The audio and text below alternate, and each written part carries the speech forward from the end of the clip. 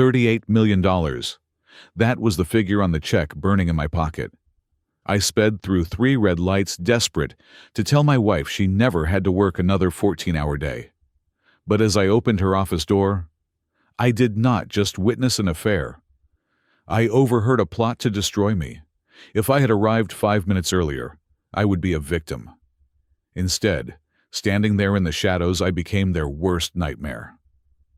My name is William Brown, and for the last 15 years I have defined my existence by what I lacked. I lacked ambition according to my wife. I lacked a steady income according to our bank statements. I lacked the spine to demand respect according to the world. But as I stepped out of the heavy oak doors of the law firm and into the gray, drizzling afternoon of Seattle, the only thing I possessed was a slip of paper that weighed less than an ounce, yet felt heavy enough to sink an ocean liner. $38 million. I stood under the awning, ignoring the damp chill seeping through my worn corduroy jacket, and read the line again. It was written in a sharp, confident, cursive script, $38 million. It was not a typo. It was not a cruel joke. It was the final, thunderous statement of my Aunt Sarah, a woman who had lived frugally and died leaving me the sole heir to a fortune built on quiet investments I never knew existed. 10 minutes ago, Arthur Sterling, a lawyer with eyes like polished flint, had handed this to me. He had told me to be careful. He had told me that money changes people. I had laughed a nervous, breathless sound. I thought I knew exactly how this money would change us. I thought about the overdue notice for the electricity bill currently sitting on our kitchen counter. I thought about the way Jessica, my wife, sighed every time she looked at the sputtering engine of my 10-year-old sedan. I thought about the humiliation of the last month when my credit card was declined at the grocery store while buying ingredients for her celebratory dinner. I was 42 years old, a former architect who had retreated into the shadows of freelance graphic design to support my wife's glittering career. I had cooked her meals, ironed her blouses, and absorbed her stress like a sponge. And now I held the power to erase every single worry lines from her forehead. I did not go home. I did not go to the bank. I got into my car, the engine wheezing as I turned the key, and drove straight toward downtown. I had to tell her. I had to see the look on her face when I told her that she could quit, that she could sleep in, that we were free. The rain battered the windshield as I navigated the traffic toward the Apex Horizon Tower. It was a glass monolith, piercing the gloomy sky, a symbol of the corporate world Jessica ruled, and I merely visited. She was the creative director there. She was important. I was just William, the husband who sometimes forgot to pick up the dry cleaning. I pulled into the parking garage, my hands trembling on the steering wheel. I checked my reflection in the rearview mirror. My hair was a little too long, my collar a little frayed. I looked like exactly what I was, a man who had stopped trying to impress the world because he was too busy trying to serve one person in it. I patted the breast pocket of my jacket. The check was there. The warmth of it seemed to radiate through the fabric, heating the skin over my heart. I took the elevator up to the 35th floor. The building was a temple of steel and silence, smelling of ozone and expensive floor wax. Usually the reception area was buzzing with activity phones, ringing interns rushing about with coffees. But today, it was eerily quiet. It was just past 1 in the afternoon, lunch hour. The receptionist's desk was empty, her computer screen dark. I walked down the long corridor toward the executive suites. The carpet was so thick it swallowed the sound of my footsteps. I felt like an intruder in my wife's world, a ghost haunting the halls of the living. I passed the conference room, empty. I passed the break room, empty. It seemed the entire department had gone out for a team lunch, something Jessica often organized to boost morale. But when I neared the corner office, Jessica's office, I realized she hadn't gone with them. The door was closed but not latched. A sliver of light cut across the dim hallway floor.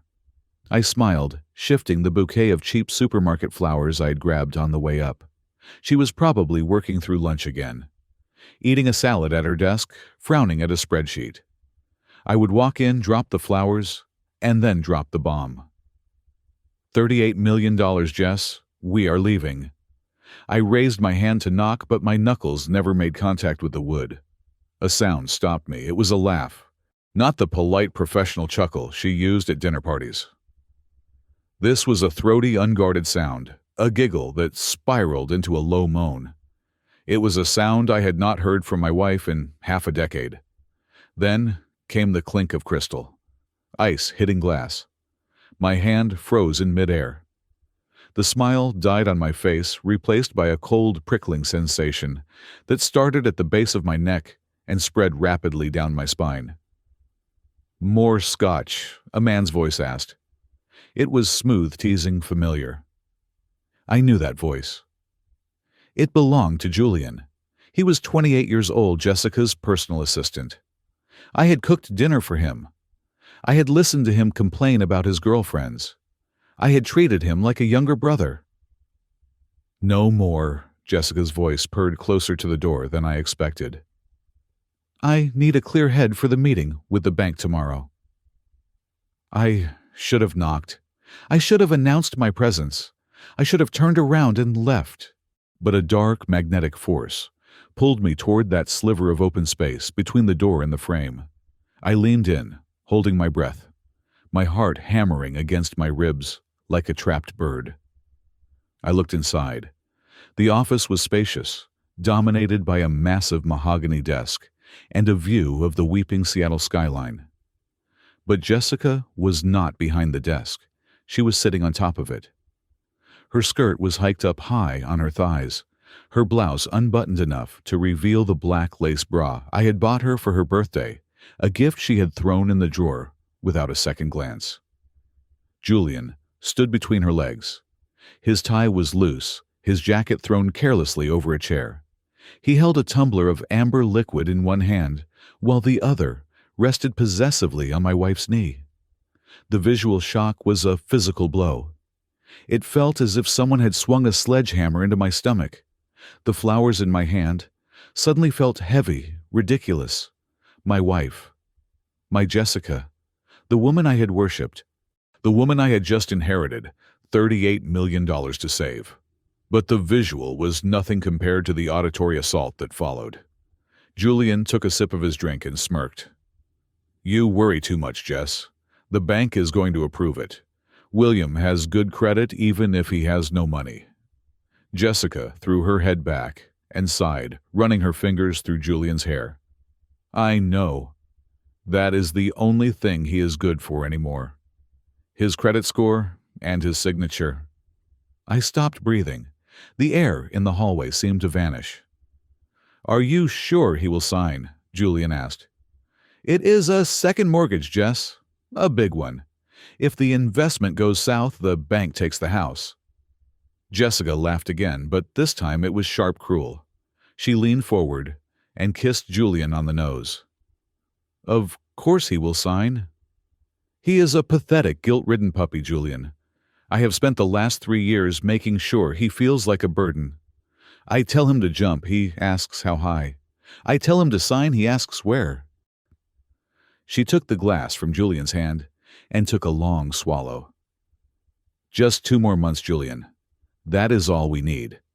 We get the loan against the house funnel, the cash, into the offshore account for the startup. And then we let the shell company declare bankruptcy. The bank comes for the house, William is left with the debt and the foreclosure, and we walk away clean." "And the divorce?" Julian asked, tracing a line up her thigh. "Filed the day after the foreclosure notice hits," Jessica said, her voice dripping with venom. "I will play the victim, the long-suffering wife whose husband gambled away our home on bad investments. The court will give me everything that is left, which won't be much, but we will have the stash from the loan. We will be free of him, and he will be on the street where he belongs." She paused, looking into Julian's eyes with a look of adoration I had starved for. "I am so tired of looking at his sad loser face, Julian. I am so tired of pretending The world did not spin. It stopped. I stood there in the hallway, the damp wool of my jacket smelling of rain and failure. The check in my pocket, the piece of paper that promised $38 million, seemed to burn against my chest. A minute ago, I was a loving husband, rushing to save his wife. Now I was a mark, a victim, a loser to be harvested for his credit score and discarded like trash. The betrayal was not just sexual. It was total. She was not just sleeping with another man. She was actively engineering my destruction. She was planning to burden me with hundreds of thousands of dollars in debt, steal the equity of the home I had restored with my own hands, and leave me homeless while she ran off with the boy I had welcomed into our lives. The rage did not come as fire. It came as ice. It froze the tears that had started to form in my eyes. It slowed my heart rate down from a panic to a deadly rhythmic thud. I looked at the check in my mind's eye. $38 million. If I walked in there now shouting and screaming what would happen, we were still married. In the state of Washington, assets acquired during marriage could be complicated. If she knew about the money, if she knew I had $38 million, she would never divorce me. She would cling to me like a leech. She would fight for half. She would use that money to fund her life with Julian while I rotted. No, I whispered the words soundless on my lips. She could not know. She thought I was a loser. She thought I was broke. She thought I was a puppet she could manipulate into signing away my life. Let her think that. My hand tightened around the stems of the flowers until I felt a thorn pierce my palm. The sharp pain grounded me. I was William Brown. I was 42 years old, and I was currently the richest man in this building, holding the only weapon that could destroy Jessica completely. The truth she did not know. 2 more months, she had said. Fine. I would give her 2 months. I took a step back, then another. I moved with a precision I did not know I possessed. I was a ghost.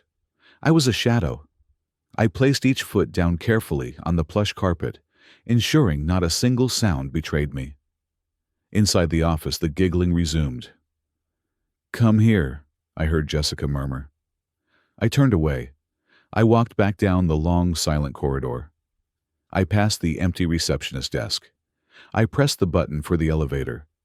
When the doors opened, I stepped inside and pressed the button for the lobby.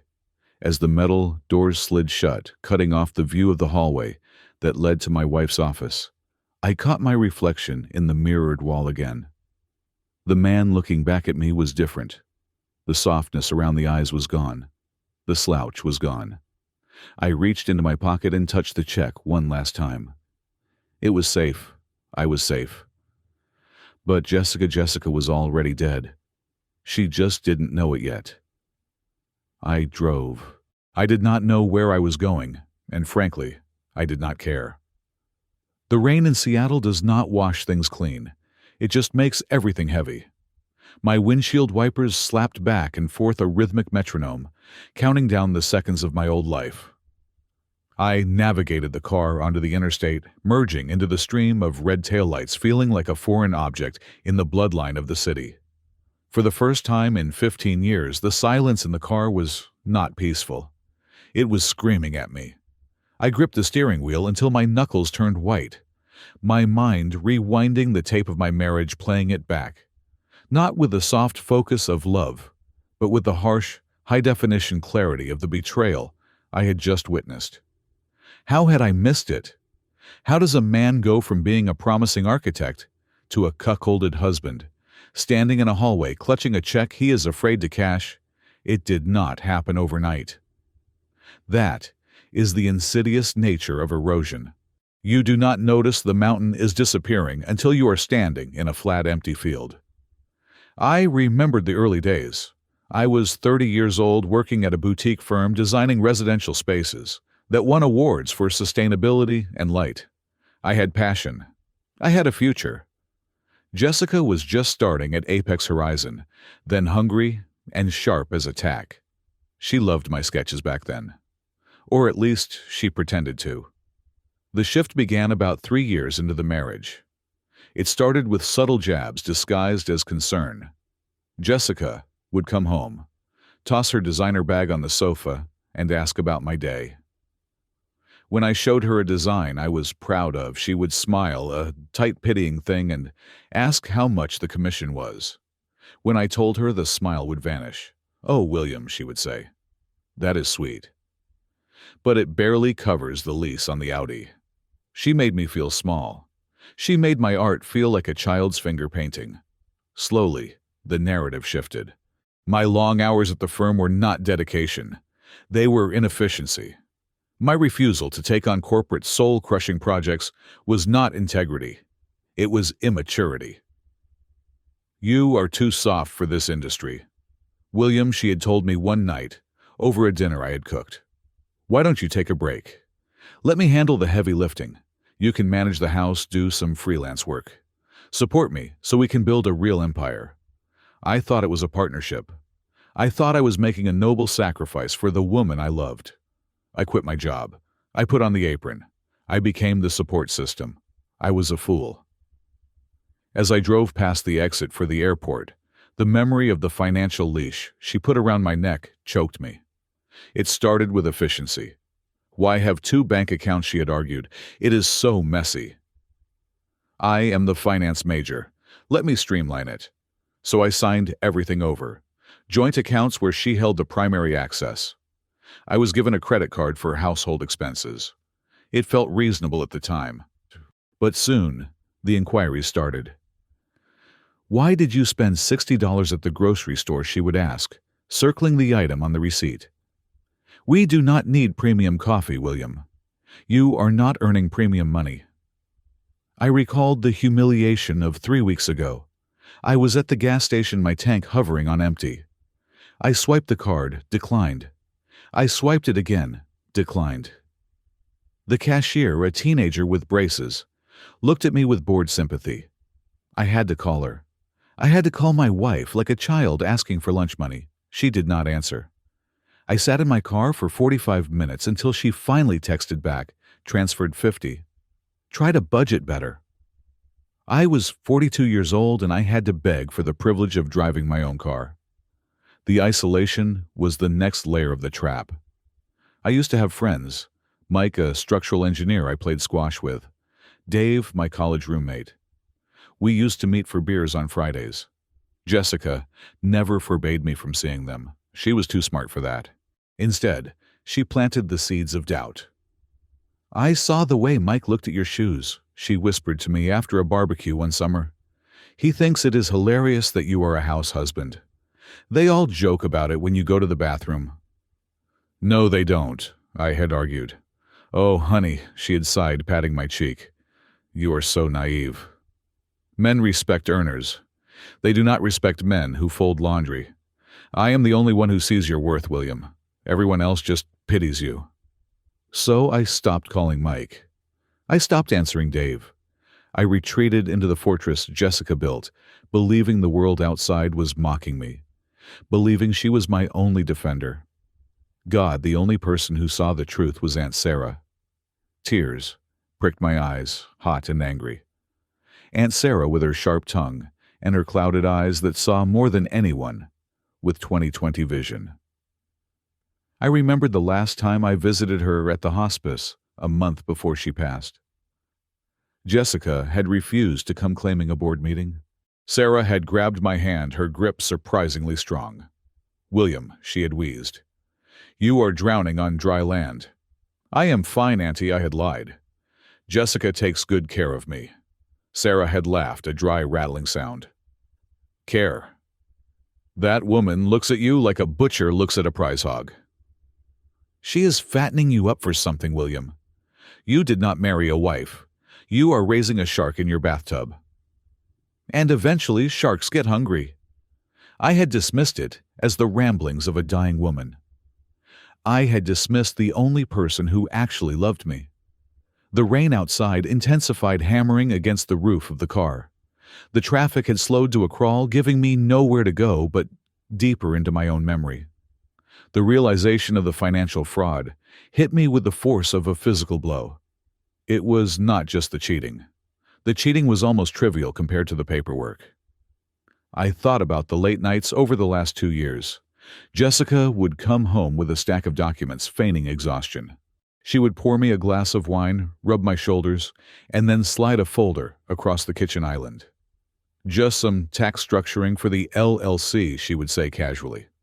Or, "We need to refinance the vacation property to lower the interest rate." When I tried to read them, she would snatch the pages away laughing. "Oh, stop it. Your eyes glaze over after the first paragraph." "It is legal jargon, William. You are the artist. I am the suit. Just sign by the yellow tab." "Do you trust me? Do you trust me?" That question was the lock on the cage. Of course I trusted her. She was my wife. So I signed. I signed my name again and again. William Brown, William Brown, William Brown. I pounded the steering wheel with my fist, causing the car to swerve slightly in the lane. A horn blared behind me, but I barely heard it. I saw it now. I saw the pattern. Those were not tax documents. Those were not standard refinancing agreements. Based on what I heard in that office, shell companies projected bankruptcy loans against the house. I had been signing my own death warrant. She was using my clean credit history, the one thing she had not destroyed, to secure high-risk loans. She was opening businesses in my name. She was funneling money out of them and into offshore accounts controlled by her and Julian, leaving the entities and me holding the debt. The phrase she used with Julian echoed in my head. The bank comes for the house. William is left with the debt, and we walk away clean. My stomach churned with a mixture of bile and terror. I pulled the car over onto the hard shoulder of the highway, threw the gear into park, and breathed heavily. The condensation on the windows closed me in. I was not just a husband who had been cheated on. I was a designated scapegoat. I was a financial suicide bomber, and she was holding the detonator. The check in my pocket felt like it was burning a hole through my jacket. $38 million. A chilling realization washed over me, colder than the Seattle rain. If I went home right now and threw her clothes on the lawn, if I served her with divorce papers tomorrow morning, I would be walking directly into her trap. We were still married. In the eyes of the law, the debt she had tricked me into signing for was likely marital debt, or worse, solely my liability if the companies were in my name. If I revealed the inheritance now during the divorce proceedings, it would be exposed. Even if the inheritance was technically separate property, a shark like Jessica, with a lawyer funded by the money she stole from me, would find a way to freeze it. She would argue that I had commingled funds. She would argue that I owed her for years of support. She would drag the legal battle out until the legal fees drained my inheritance dry, or until the creditors from her shell companies came to seize my assets to pay off the loans I had blindly signed for. I could lose everything. I could lose the $38 million. I could lose the house. I could end up in prison for fraud while she sipped cocktails on a beach with Julian. Panic threatened to overwhelm me. My breath came in short, jagged gasps. I looked at my hands. They were shaking. These were the hands that used to draw skyscrapers. Now they were the hands of a man holding a grenade with the pin pulled out. I could not divorce her, not yet. The love I had felt for her, that pathetic, unconditional devotion that had defined my life for a decade and a half, evaporated in that instant. It did not turn into hate. Hate is too hot, too passionate. It turned into something gray and hard like concrete setting in my veins. It turned into revulsion. I felt dirty. I felt used. I felt like I had been sleeping next to a venomous snake, mistaking its cold skin for coolness, its coil for an embrace. But fear was the dominant emotion. Not fear of losing her, but fear of the ruin she had orchestrated. I closed my eyes and leaned my head back against the headrest. I needed a plan. I needed to know exactly what I had signed. I needed to know how deep the hole was before I tried to climb out. I could not go home and scream. I could not cry.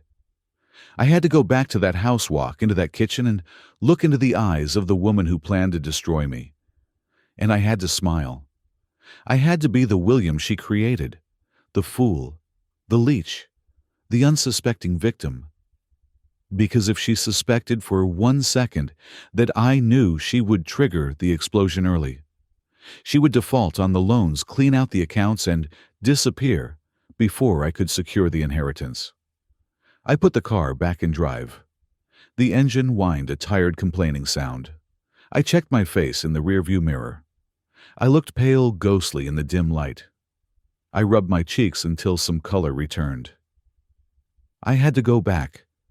I had to play the role. But the William Brown who drove away from the house this morning was dead. The man driving back was someone else entirely. I was no longer the husband. I was the enemy behind the lines. And I had 38 million reasons to win. I pulled the car into the empty parking lot of Discovery Park. The rain had turned the gravel into a gray slurry, and the windshield was a blur of running water, isolating me from the rest of Seattle. I killed the engine. The silence that rushed back in was heavy, filled only by the rhythmic drumming of the storm on the metal roof. I reached into my inside jacket pocket. My hand brushed against the cool, crisp paper of the check, but that was not what I was looking for. Behind the check, inside the thick, cream-colored envelope Arthur Sterling had given me, was a smaller sealed letter. I had ignored it earlier, too blinded by the dazzling figure of $38 million. But now, with the image of my wife and Julian burned into my retinas, I needed to hear from the only person who had ever truly been on my side. I slit the envelope open with my thumb. The stationery smelled faintly of lavender and old paper Aunt Sarah's sent. My throat tightened. The handwriting was shaky, a testament to the Parkinson's she had fought in her final years. But the words were lucid, sharp, and terrifyingly prescient. My dearest William, if you are reading this, I am gone, and you are likely sitting there in shock wondering why an old woman who clipped coupons for cat food has left you a fortune that could buy a small island. I did not leave you this money to buy things, William. I left you this money to buy your life back. I know about Jessica. I do not mean I suspect her. I mean I know. 2 years ago, when you stopped coming to Sunday dinner because she said you were too busy with freelance work, I hired a private investigator. His name is encoded in the legal documents, but that does not matter now. What matters is what he found. She has been unfaithful, William. Not just once and not just with one person, though the current boy, the assistant, seems to be the favorite. But infidelity is the least of her crimes against you. She is bleeding you dry. She is using your name, your credit, and your good nature to build a safety net for herself while digging a grave for you. I stopped reading. The air in the car felt suddenly thin. Aunt Sarah had known. For 2 years she had watched me play, the fool watched me, defend the woman who was systematically dismantling my existence. She had not told me. She knew I would not have believed her. I was too deep in the fog of gaslighting. I would have defended Jessica. I would have cut Sarah off.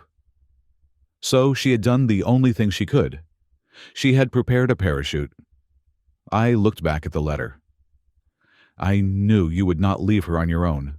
You are too loyal, too kind, and frankly, my dear nephew, you have been beaten down for so long you have forgotten how to stand up. That is why I created the Freedom Trust. You will notice the check is not made out to you personally. It is made out to the William Brown Freedom Trust. There is a condition attached to this inheritance, William. A strict ironclad clause that I worked on with Mr. Sterling for 6 months. The funds cannot be accessed, not a single cent, until you provide legal proof that you are divorced or legally separated, with a court-ordered asset division that protects this inheritance from being claimed as marital property. If you stay with her, the money sits in a vault. If you try to share it with her, the trust dissolves, and the money goes to charity. This money is for you, William, but only for the version of you that is free. Do not hate me for the tough love. I had to ensure she would never touch a dime of my life's work. She thinks you are weak. Show her she is wrong. Love, Aunt Sarah. P.S. Call Arthur. He knows everything, and do not go home yet. I let the letter drop to my lap. A sob singular and jagged tore unexpected from my chest. It was not a sob of grief, but of relief so profound it felt like physical pain. I had not just been given money. I had been given a strategy. Sarah had seen the shark in the bathtub, and she had built me a shark cage. I picked up the business card clipped to the back of the letter. Arthur Sterling, senior partner, Sterling Holt Associates. I dialed the number. It rang once. Mr. Brown, a voice answered. It was deep, gravelly, and devoid of surprise. I have been expecting your call. I trust you read the letter. I did, I said. My voice sounded foreign to my own ears, raspy and cold. She knew. She knew everything. Sarah was a very wise woman, Arthur said, and she was very protective of you. Where are you? In a park, Discovery Park. Do not go home, Arthur commanded. The tone was not a suggestion. It was an order. Jessica will be expecting the doormat husband she left this morning. You are not that man anymore, but you are not ready to face her yet. You need to come back to my office. We have work to do. The back door is unlocked. Come up the private elevator. I drove back to the city. The numbness was receding, replaced by a cold, calculating clarity. I was no longer driving aimlessly. I was driving toward a war room. When I arrived at the firm, the main lobby was dark, but the private entrance Arthur had described was waiting. The elevator opened directly into his office, a cavernous space of dark wood and leather that smelled of expensive cigars and old books. Arthur Sterling was standing by the window watching the rain. He was a man in his 60s with silver hair swept back and a suit that cost more than my car. He turned as I entered, his eyes assessing me. You look like you have seen a ghost, he said, motioning to a leather chair in front of his desk. I saw worse, I said, sinking into the chair. I went to her office, Arthur. I saw them, Jessica and her assistant, and I heard them. Arthur poured 2 glasses of amber liquid from a crystal decanter and slid one across the desk to me. Drink. It is single malt. You need it. Tell me exactly what you heard, word for word. I took a sip. The whiskey burned pleasantly, grounding me. I told him everything. The giggling. The sex. But I focused on the words. The plan to use the house as collateral. The 2-month timeline. The shell companies. The bankruptcy strategy. Arthur listened without blinking. He did not look shocked. He looked like a general listening to a scout report enemy movements. When I finished, he leaned back, tenting his fingers. It is worse than Sarah thought, he said softly. Sarah knew about the infidelity. She suspected the financial abuse. But this is calculated fraud. She is not just divorcing you, William. She is liquidating you. He stood up and walked to a whiteboard on the wall. He picked up a marker. Here is our situation, he said, drawing a line down the center. On the left we have the William of yesterday. Exposed, vulnerable, about to be saddled with $500,000 in debt that is not his. On the right, we have the Freedom Trust, $38 million. Safe, untouchable, but only if we play this perfectly. I want to divorce her, I said, my hands clenching the armrests. I want to serve her papers tomorrow. I want to throw her out of the house. I want to tell her I have $38 million, and she will never see a penny of it. And that, Arthur said, pointing the marker at me, is exactly why you are not allowed to touch the money yet. That emotional reaction is what she is counting on. If you blow up the marriage today, you trigger the bomb she has planted. He drew a circle on the board. Listen to me closely, William. Washington is a community property state. Debts incurred during the marriage are generally shared. If those loans for her shell companies are in your name, or if you co-signed them, which you likely did without realizing it, you are liable. If we file for divorce tomorrow, the creditors will come for you before the ink is dry. The court will see a struggling graphic designer and a successful executive.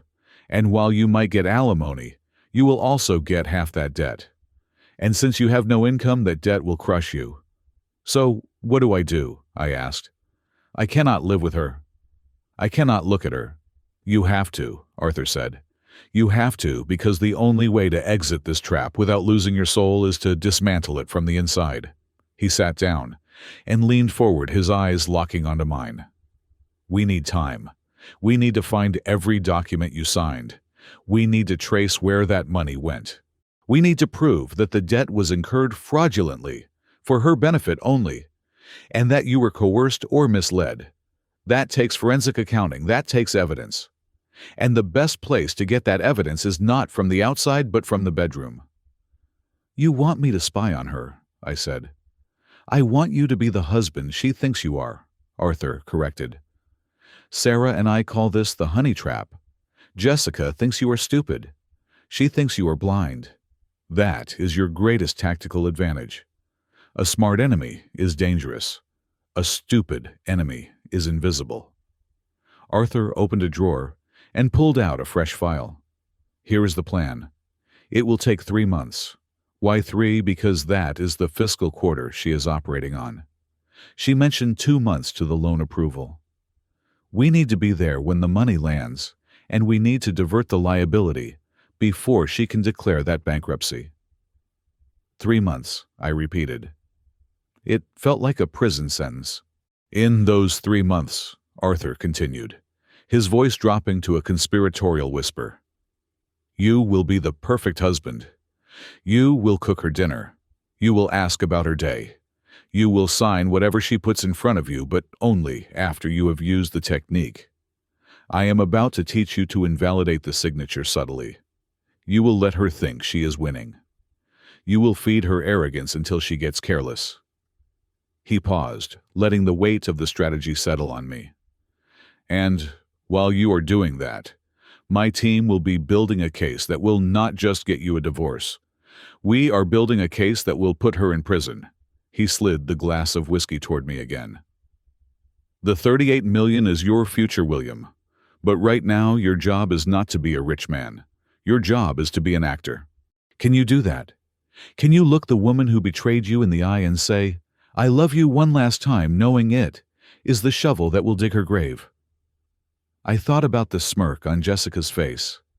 I thought about the way she called me a useless old man. I thought about Aunt Sarah dying alone while Jessica was probably at a bar with Julian. A cold fire ignited in my gut. It was a sensation I had not felt in years. It was ambition. Not the ambition to build buildings, but the ambition to survive, to win. I can do it, I said. Arthur smiled. It was a shark's smile, terrifying and reassuring all at once. Good. Then let's discuss the specifics. First, the signature. You are going to develop a tremor, just a slight one. Enough to make any document you sign contestable later in court, as signed under duress or medical distress. Second, we need access to her digital life. Does she keep her passwords written down? She does not need to, I said. She uses my birthday for everything. She thinks it is romantic. It is actually just lazy. Excellent, Arthur said. Tonight you go home. You will be late. You will tell her you had a flat tire. You will look disheveled and apologetic. You will make her favorite dinner. And when she asks you to sign the papers for the second mortgage, and you will take the pen your hand will shake and you will sign. And then you will come to me with the copies. I stood up. The room felt steady now. The rain outside was no longer a gloomy backdrop. It was cover. One more thing, Arthur said as I reached the door. The William Brown who walked in here is gone. He was a victim. The man walking out is an operative. Do not forget that. Every kiss, every smile, every yes, dear, is a bullet in the chamber. Do not miss. I nodded. I touched the breast pocket where the check and the letter rested. She won't know what hit her. No, Arthur said. She won't. Now go. You have a performance to give. I left the office and took the private elevator down. The city lights were blurring in the puddles on the sidewalk. I got back into my car. It smelled of wet dog and old coffee, the smell of my failure. But as I turned the key, I realized it was also the smell of my camouflage. I drove toward the suburbs, toward the house that was no longer a home, but a crime scene. I rehearsed my lines. "I am sorry I am late, honey. The tire blew out on I-5. I was so scared I would not make it back in time to cook." I practiced the tremor in my hand on the steering wheel. I practiced the vacant, adoring look in the rearview mirror. $38 million. The Freedom Trust. It was not just money, it was the score. And the game had just begun. The house smelled of lemon and rosemary when I walked in. It was a smell that used to mean home, but now it smelled like a stage set for a tragedy. I hung my wet coat on the rack, listening to the silence. It was 6 in the evening. In my old life, the life that ended 4 hours ago, I would have been rushing to get the roast chicken into the oven, so it would be perfect for Jessica's arrival at 7. I walked into the kitchen. I washed my hands. I took the chicken out of the refrigerator. My movements were mechanical. I was not a husband cooking dinner anymore. I was an undercover agent establishing his cover. I seasoned the bird my mind, replaying Arthur's instructions. "Be the doormat, William. Let her wipe her feet on you so she does not look down to see the trapdoor." At 7:30, the front door opened. I did not turn around immediately. I braced myself. I took a deep breath, inhaling the savory steam of the oven to mask the scent of my own anxiety. "I am home," she called out. Her voice was tight, irritated. I turned, forcing a smile onto my face. It felt like stretching a rubber band to its breaking point. "Hey, honey, how was the meeting?" Jessica walked into the kitchen. She looked beautiful in that sharp, predatory way she had cultivated over the years. But the cracks were visible if you knew where to look. Her lipstick was slightly smudged at the corner. Her blouse was buttoned one hole wrong. And as she leaned in to give me a perfunctory peck on the cheek, the smell hit me. It was not the sterile scent of an office conference room. It was a cocktail of expensive scotch, stale cigarette smoke Julian smoked, she did not, and a musk of sweat and musk that made my stomach turn. "Exhausting," she sighed, dropping her bag on the counter I had just wiped. The client was impossible. We were stuck in the boardroom for 3 hours going over the same slides. "I am sorry," I said, my voice steady. "Can I get you some wine? Dinner is almost ready." She looked at me, her eyes scanning my face for any sign of suspicion. She found none. I made sure my shoulders were slumped, my eyes soft and eager to please. "Yes, red," she said, kicking off her heels. "And bring it to the study. I have paperwork for us to sign before we eat." The command was casual, but my heart skipped a beat. This was it, the mortgage papers. I poured the wine, my hand trembling slightly. This time, the tremor was real. I carried the glass to her study. She was already seated behind her desk, a stack of documents spread out before her. It looked exactly like the scene I had imagined in the car. "What is all this?" I asked, setting the wine down. "I told you last week, William," she said, taking a large gulp of wine. "The expansion project. We need to leverage the equity in the house to secure the bridge loan. It is just a formality. The company will pay it back within 6 months, and we will pocket the interest." She was lying. There was no company repayment plan. There was only a plan to strip the equity and leave me with the debt. "I don't know, Jess," I said, rubbing the back of my neck, playing the part of the nervous, risk-averse husband. "A second mortgage. The interest rates are high right now. What if the project fails?" She slammed her hand down on the desk. "God, William, can you stop being such a coward for once? This is why I handle the business, and you handle the groceries. Do you want to be a freelancer forever? Do you want to retire on Social Security? I am trying to build a future for us, and you are worrying about interest rates? You do not even understand." The insult was sharp, meant to shame me into submission. Yesterday it would have worked. Today it was just lines in a script. "I am sorry," I mumbled, looking down at my shoes. "I just worry about the house. It is the only thing we really own." "And we will keep owning it," she snapped. She pushed a blue pen toward me.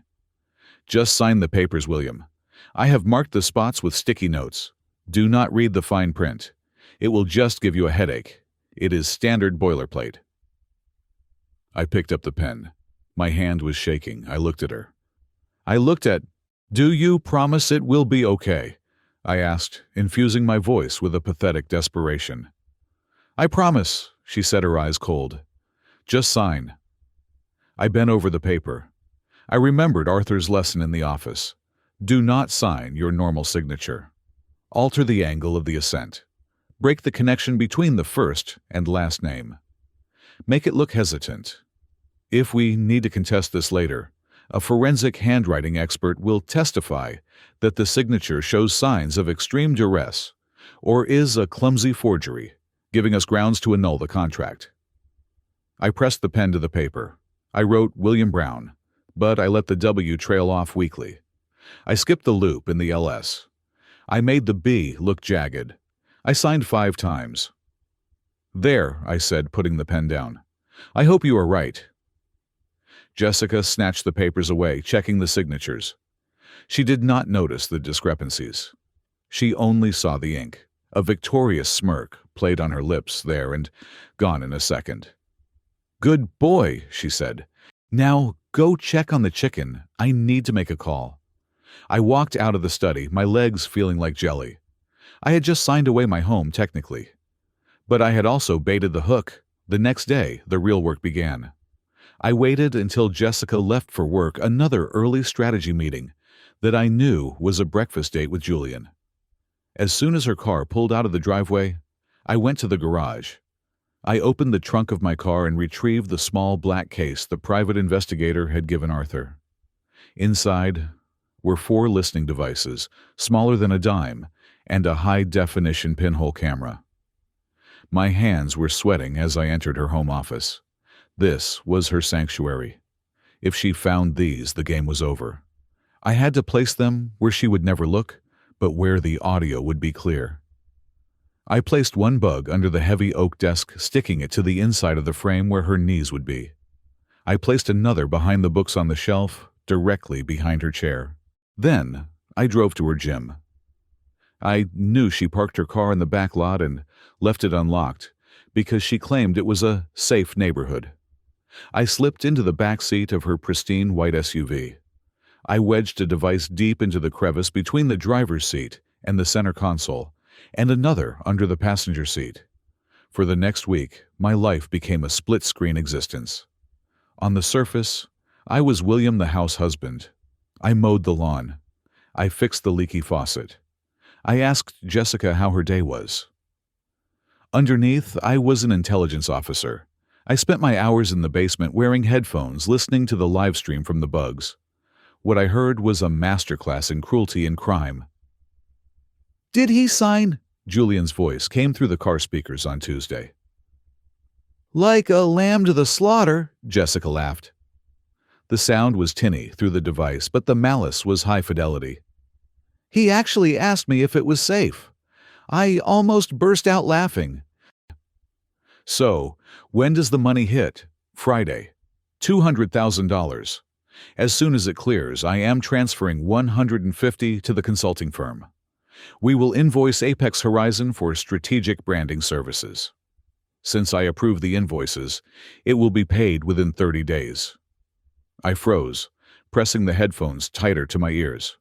"Wait," Julian said. "Who is the principal on the consulting firm if Apex audits us?" "Relax," Jessica said. "The firm is registered in William's name. I used his social security number and that digital signature he gave me access to years ago. If Apex finds out, it looks like William set up a vendor, and I just accidentally approved it, because I trusted my husband. I play the victim of nepotism gone wrong. He goes to jail for embezzlement." I felt the blood drain from my face. It was not just debt. She was framing me for a federal crime. She was going to send me to prison to cover her theft. I recorded everything, every conversation, every laugh, every plan. That afternoon, I met Arthur in a safe house, a small coffee shop in a different district. I handed him the USB drive.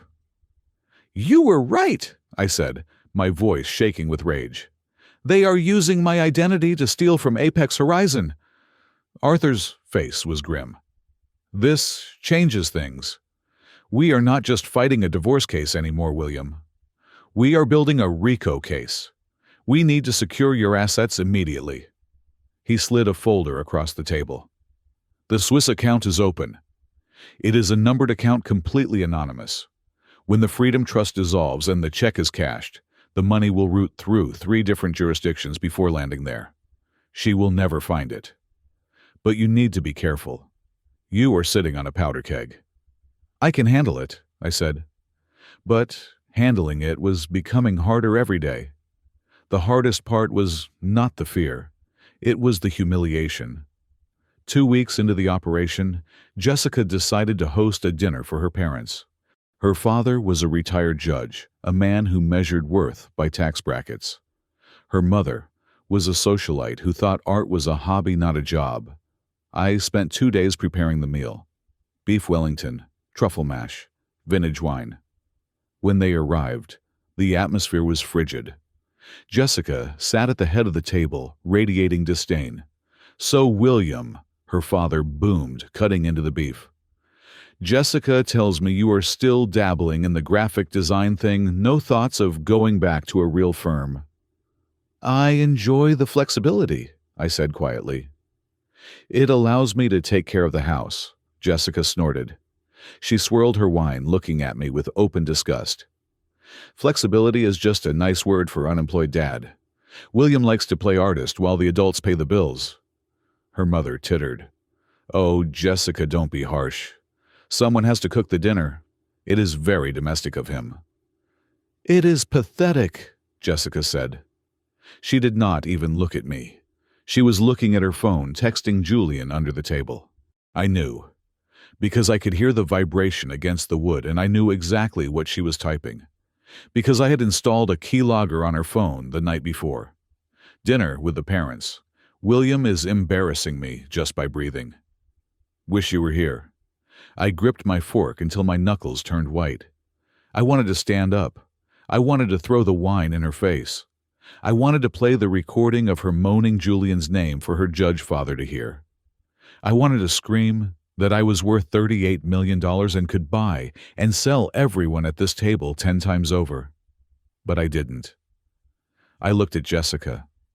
I looked at the cruelty etched into her beautiful face. I looked at her parents who had judged me for 15 years. I swallowed the rage. It tasted bitter like ash. "I am sorry you feel that way," I said softly. "I will try to do better." Jessica rolled her eyes. "You always say that, William. But you never change. You are just stuck. You are a heavy anchor and I am trying to sail." Sail, I thought. Go ahead and sail, Jessica. But you don't realize that I am not the anchor. I am the torpedo. I cleared the plates. I served dessert. I played the role of the servant. Later that night, as I washed the dishes, I listened to the recording from the dining room after I had left to go to the kitchen. "You really should leave him, Jess," her mother had said. "He is dead weight." "I am working on it, Mom," Jessica had replied. "Just a few more months. I have to get the finances in order first. I don't want him taking half of my hard-earned money." I turned off the tap. I dried my hands. Your money, I thought. No, Jessica. We are playing for my money now. I went upstairs. Jessica was already asleep, or pretending to be. I lay down on the edge of the bed as far away from her as possible. I stared at the ceiling. Arthur said 3 months. I had done 2 weeks. I closed my eyes. I could do this. I would take every insult, every lie, every moment of disrespect. I would collect them like stones. And when the time came, I would build a wall around her so high, she would never see the sun again. I drifted off to sleep to the sound of her breathing, the woman I had loved, the woman who was planning my destruction, unaware that the useless man beside her was counting down the seconds to her apocalypse. The meeting took place not in Arthur's plush office, but in a windowless room in the basement of the firm, a place that smelled of ozone and stale coffee.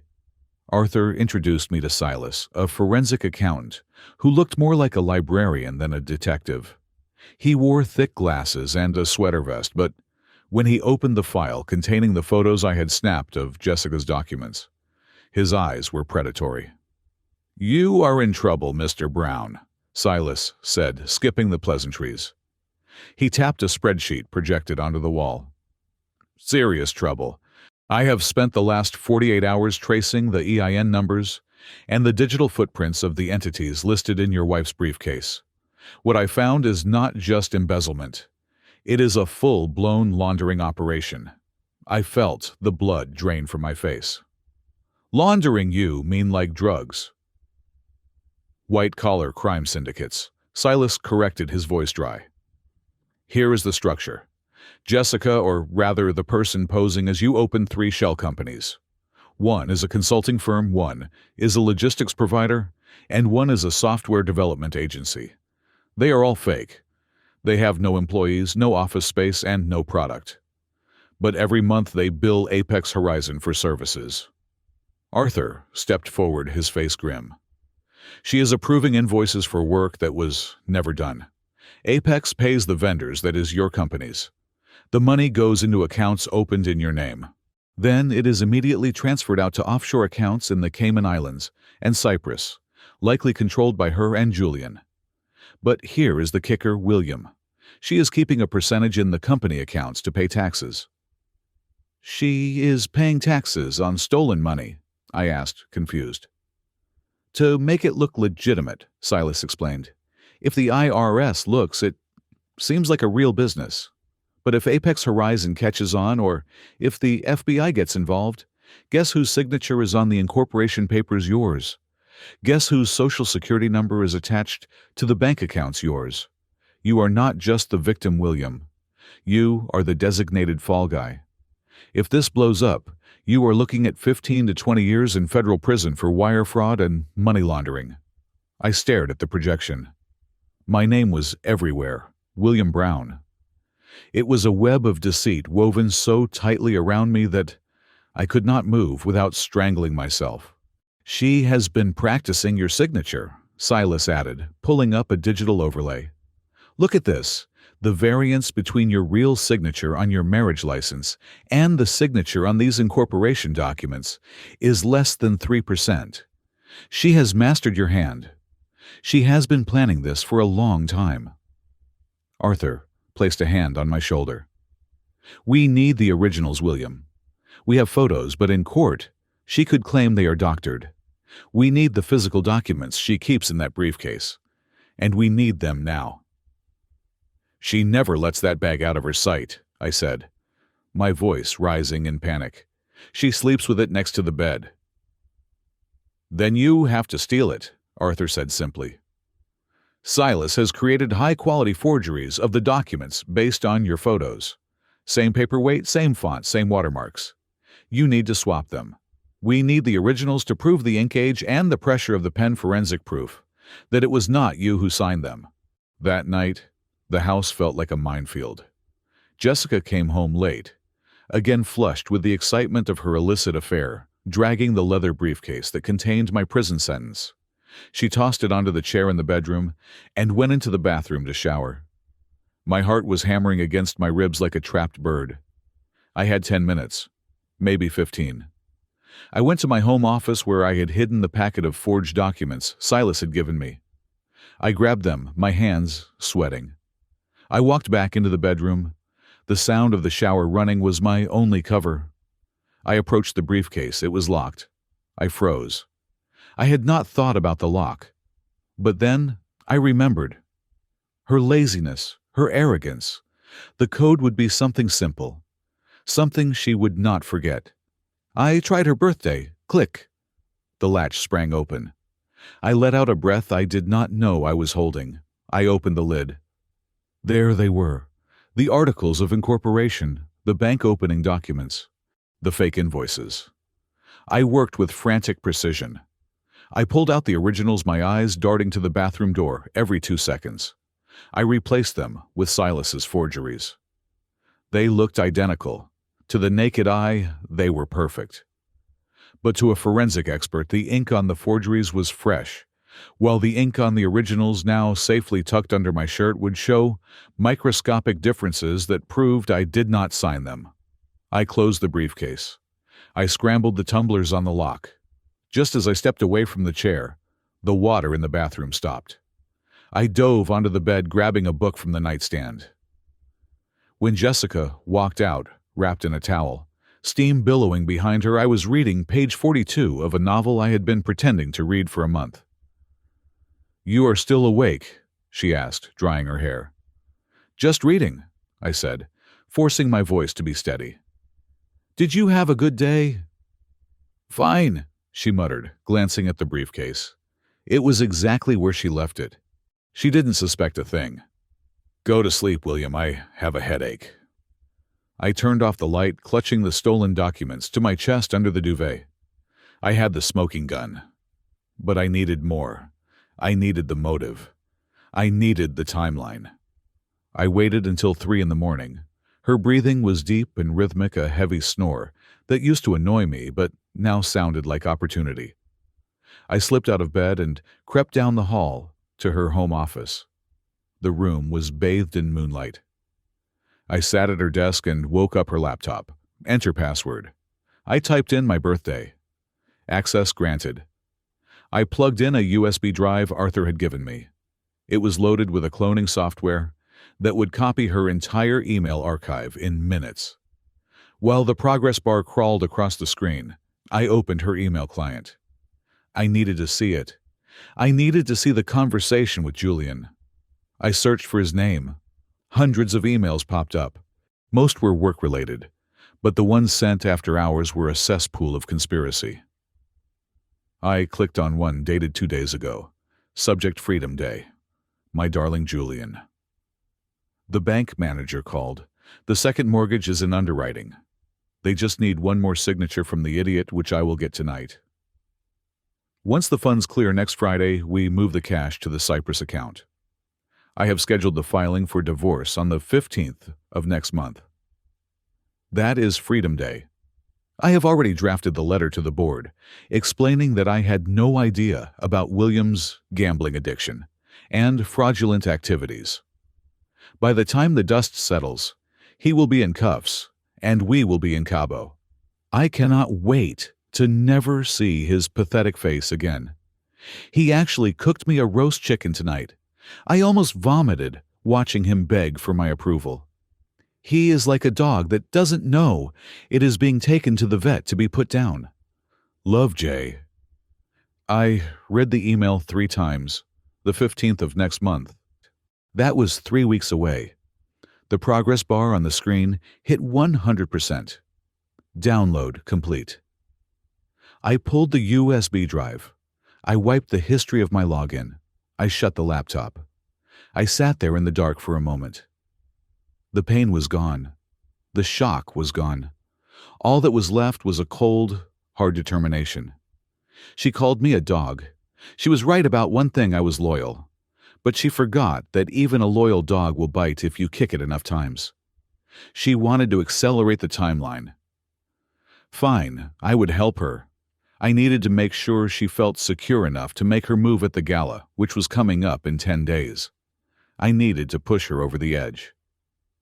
The next evening, over dinner, I set the trap. We were eating silence, the only sound the scraping of forks on china.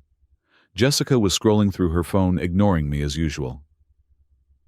"I got a letter today," I said casually, taking a sip of water. "From who? The credit card company?" she asked without looking up. "No, from a lawyer in New Mexico. Apparently, my great-uncle Silas passed away." I didn't even know I had a great-uncle Silas. Jessica stopped scrolling. She looked up, her eyes narrowing. The scent of money always got her attention. And apparently I am his only heir," I said, shrugging. "He left me his entire estate." Jessica put her phone down. Her predatory instincts flared. "Estate? What kind of estate? How much is it worth? I paused for effect, letting the greed bloom on her face. I saw the wheels turning. If I inherited money now, she could grab half of it before the divorce. Well, I said, it is about 400 acres of land. Her eyes widened. 400 acres, William, that could be worth millions. Is it near a city? Is there development potential? I sighed, shaking my head. That is what I hoped. But the lawyer sent photos.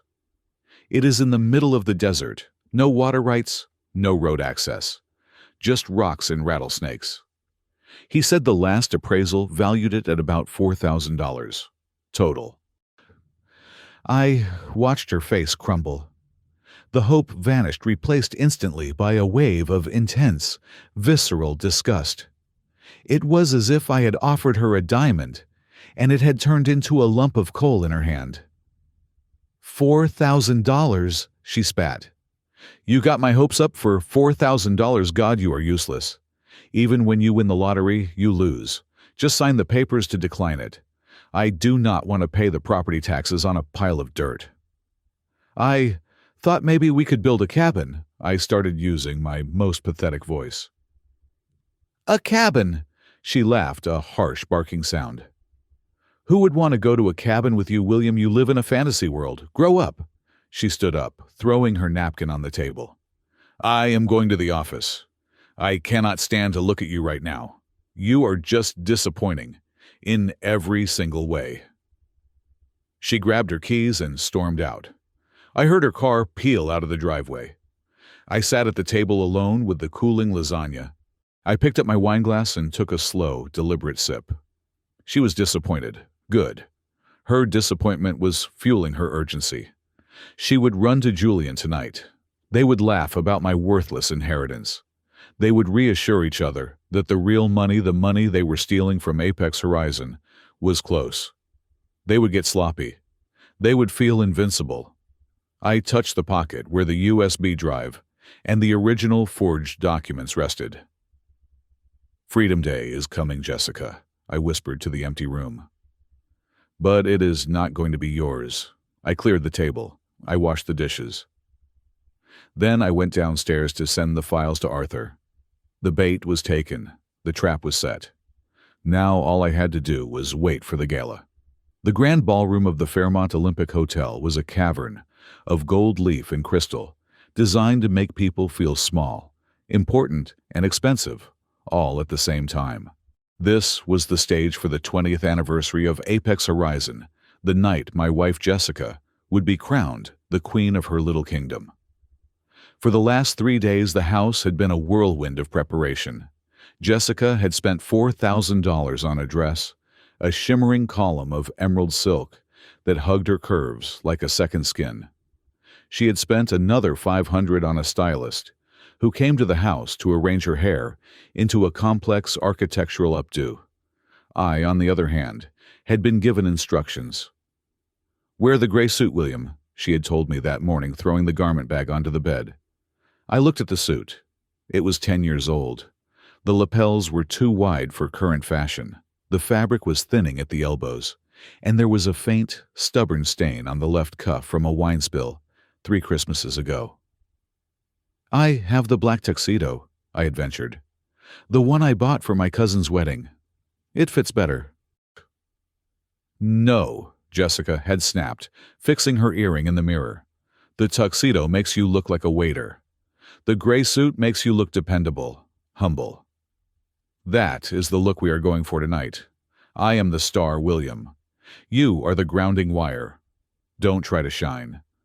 So here I was, standing on the edge of the red carpet, sweating in a suit that smelled faintly of mothballs and humiliation. I was the grounding wire. I was the prop. Jessica stood next to me, radiant and terrifying. And right beside her, standing just a little too close to be professional, was Julian. Julian was wearing a bespoke tuxedo that fit him perfectly. He looked like a catalog model for successful young sociopaths. As the photographers shouted Jessica's name, flashing their bulbs in a blinding strobe, Julian leaned in. "You have a loose thread on your shoulder, William," he whispered, his voice low enough that only I could hear. He reached out and flicked the fabric of my old jacket. "Careful. You do not want to unravel before the night is over." He smirked, a quick, sharp expression that vanished as soon as a camera turned his way. "Smile, William," Jessica hissed through her teeth, waving at the press. "Stop looking like you are at a funeral." I forced the muscles of my face into a grimace that passed for a smile. "A funeral," I thought. "Yes, Jessica, that is exactly what this is. You just do not know who is in the casket yet." We moved into the ballroom. The air was thick with the scent of lilies and expensive cologne. Waiters circulated with trays of champagne and hors d'oeuvres that cost more than my weekly grocery budget. The room was filled with the elite of Seattle's corporate world men, who shook hands firmly while looking over your shoulder for someone more important, and women who laughed with their mouths, but never with their eyes. I felt invisible. For years, this invisibility had hurt me. I had felt small, insignificant, a shadow trailing behind my brilliant wife. But tonight, my invisibility was my superpower. No one looked at the man in the ill-fitting gray suit. No one paid attention to the cuckolded husband holding a glass of sparkling water. And that was exactly what I needed. I patted the inside pocket of my jacket. The dossier was there. It was not the thick stack of evidence I had sent to Arthur. That was for the courtroom. This was a slim, lethal summary. 10 pages, copies of the fake invoices. The bank transfer logs showing money moving from Apex Horizon to the shell companies and then to the offshore accounts. And a single photograph, a grainy but unmistakable image of Jessica and Julian kissing in her office, time-stamped during working hours. It was enough to kill a career in 10 seconds. My target was Robert Sterling, no relation to my lawyer Arthur, though they shared a predatory intelligence. Robert was the CEO of Apex Horizon, a man who built his company on a reputation for ruthless efficiency and absolute integrity. He was standing near the head table, surrounded by a phalanx of board members. "Get me a drink," Jessica commanded, turning to me. She was flushed with adrenaline, her eyes scanning the room for admirers.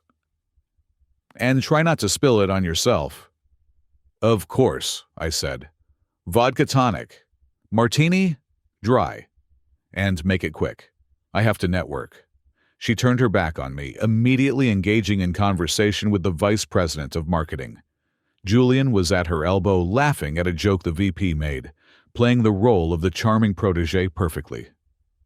I walked toward the bar, but I did not stop there. I circled the perimeter of the room, moving through the shadows. My eyes were locked on Robert. The band began to play a jazz standard loud enough to cover conversations. The room was chaotic, a shifting sea of bodies. This was my moment. I watched as Robert turned to greet a senator who had just arrived. The group around the table shifted. For a brief window of 10 seconds, Robert's personal space at the table was exposed. His clutch of personal items, his phone, his glasses case, and his program sat on the white tablecloth. I moved. I adopted the gait of a slightly clumsy, overwhelmed husband. I bumped into a waiter, apologizing profusely, creating a small ripple of distraction to my left. While eyes flickered toward the clattering tray, I slid past the head table. With a sleight of hand I had practiced in front of my mirror for 3 hours, I pulled the manila envelope from my jacket. It was unmarked, sealed with a single piece of red tape. I did not stop walking. As I brushed past the table, I dropped the envelope right on top of Robert's program. I kept moving. I did not look back. I walked straight to the bar, my heart thumping a slow, heavy rhythm against my ribs. "1 martini dry," I told the bartender. "And a whiskey for me. The cheap stuff." I waited. The bartender slid the drinks across the marble top. I took a sip of the whiskey. It burned, and the burn felt good. It felt real. I turned around, leaning back against the bar, scanning the room. Robert had returned to his spot. I saw him reach for his glasses. He paused. He saw the envelope. He frowned. He looked around, scanning the immediate area. But I was 30 feet away, looking at the floor, the picture of a bored spouse. Robert picked up the envelope. He hesitated. Then curiosity won. He slid a finger under the flap and tore it open. I watched his face. It was a masterclass in micro-expressions. First confusion. He pulled out the first page, the invoice summary. Then recognition. His eyes narrowed. He flipped to the second page, the bank transfers. His face went pale. Then he got to the photograph. Robert Sterling went still. He looked up, his eyes searching the room with a sudden, terrifying intensity. He was not looking for a waiter. He was looking for his creative director. He spotted Jessica. She was laughing, her head thrown back, her hand resting on Julian's arm. Robert did not storm over. He did not scream.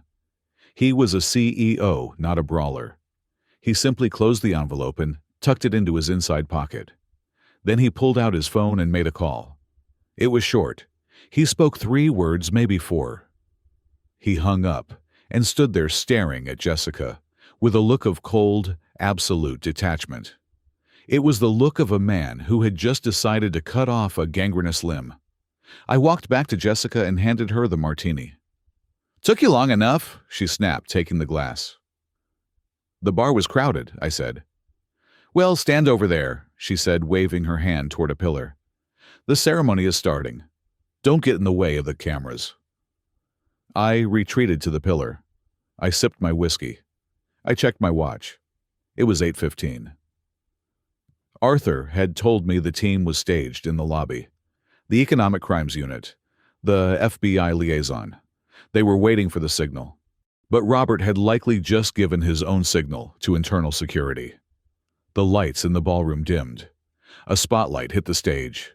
The music swelled to a triumphant crescendo. "Ladies and gentlemen," the announcer's voice boomed. "Welcome to the 20th anniversary of Apex Horizon."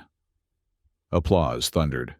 I clapped my hands, meeting in a slow, rhythmic mockery of enthusiasm.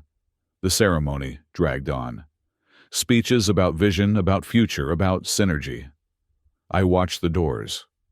I saw men in dark suits, security quietly moving into position at the exits. They were not watching the guests. They were watching the stage. "And now," the announcer said, his voice dropping to a reverent hush, "it is time for our highest honor, the Manager of the Year award. This individual has shown unparalleled dedication, creativity, and drive.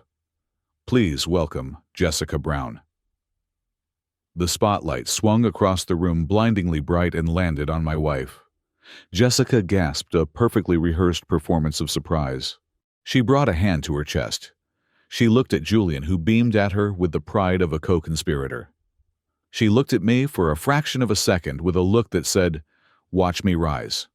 She walked to the stage. The emerald dress flowed around her like liquid money. She took the stairs, her heels clicking on the wood. She accepted the crystal trophy from the vice president. She stepped to the microphone. The room went silent. "Thank you," she said, her voice trembling with emotion. "I am so humbled. When I started at Apex Horizon 10 years ago, I was just a girl with a dream. I took a sip of whiskey. And a plan to defraud your husband, I thought. This award is not just about numbers," Jessica continued, her voice gaining strength. "It is about integrity. It is about the hard choices we make when no one is watching." I almost laughed out loud. The audacity was breathtaking. She was standing there, preaching about integrity, while wearing a dress bought with stolen funds, praised by a company she was robbing in front of a husband she was framing. "I want to thank my team," she said, gesturing vaguely to the table where Julian sat. "And I want to thank my family for their patience." She did not say my name. She did not look at me. "We live in a world where shortcuts are tempting," Jessica preached. "But at Apex we take the long road. We build on trust. Because without trust we have nothing." I looked at Robert Sterling. He was standing in the shadows of the stage wing. He was not clapping. He was checking his watch. I checked mine. 8:30. My phone buzzed in my pocket. A single text from Arthur. "Showtime." I looked up at the stage. Jessica was basking in the applause, clutching her trophy. She looked invincible. She looked like a goddess of success. But I knew the truth.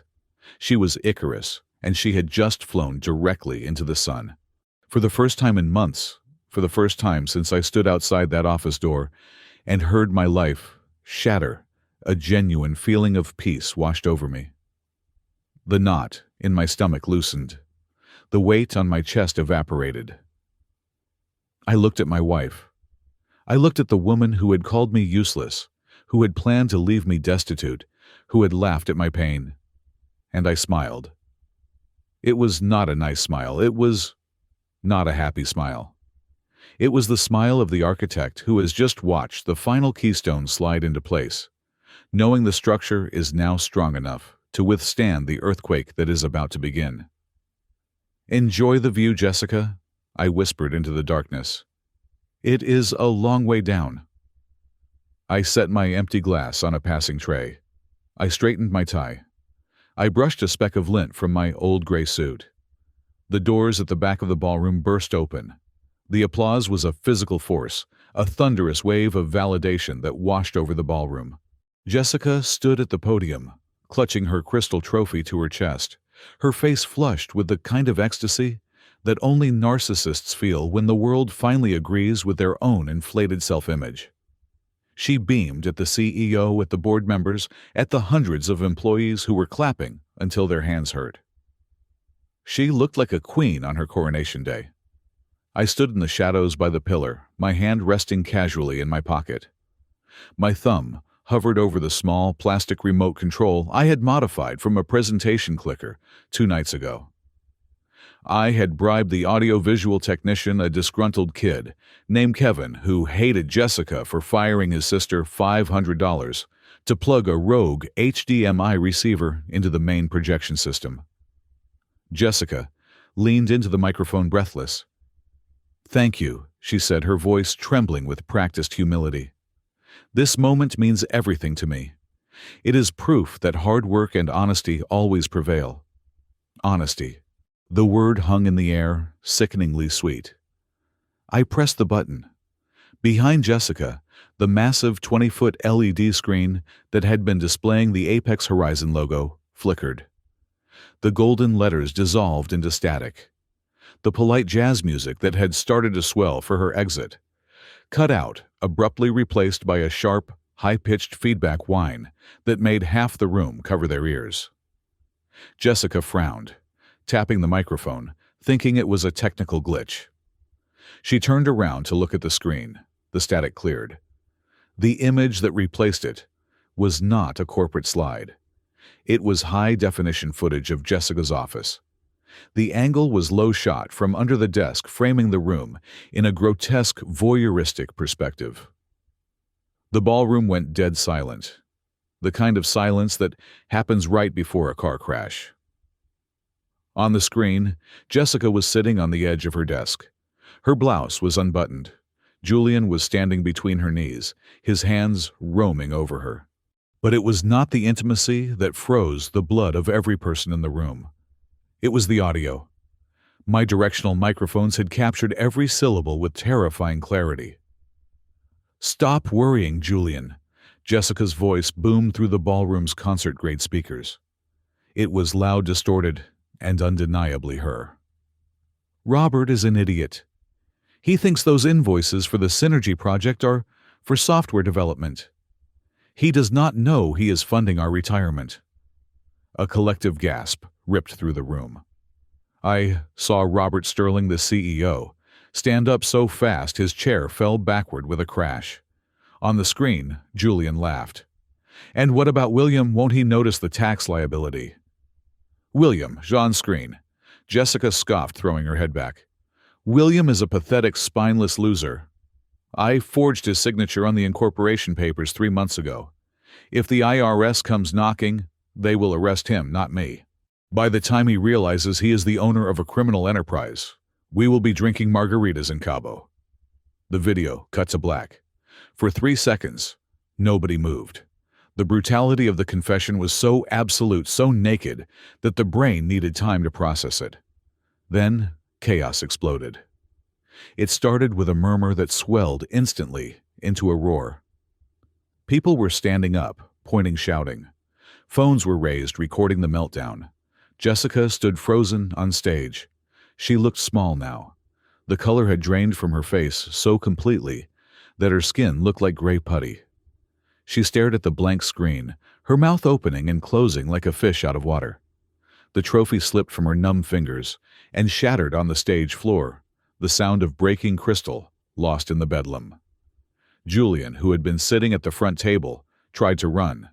He scrambled out of his chair, knocking over a wine glass, and headed for the side exit. He made it 3 steps. The double doors at the back of the ballroom burst open with a violence that shook the walls. Federal agents, nobody move. A team of 12 agents wearing FBI windbreakers swarmed into the room, moving with the precision of a hammer strike.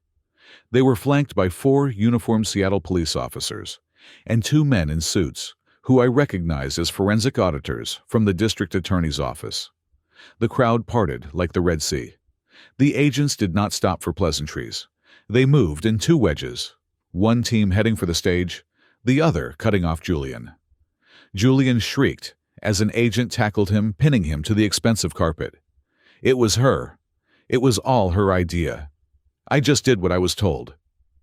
On stage, Jessica backed away, her hands raised in a defensive posture, her eyes darting wildly.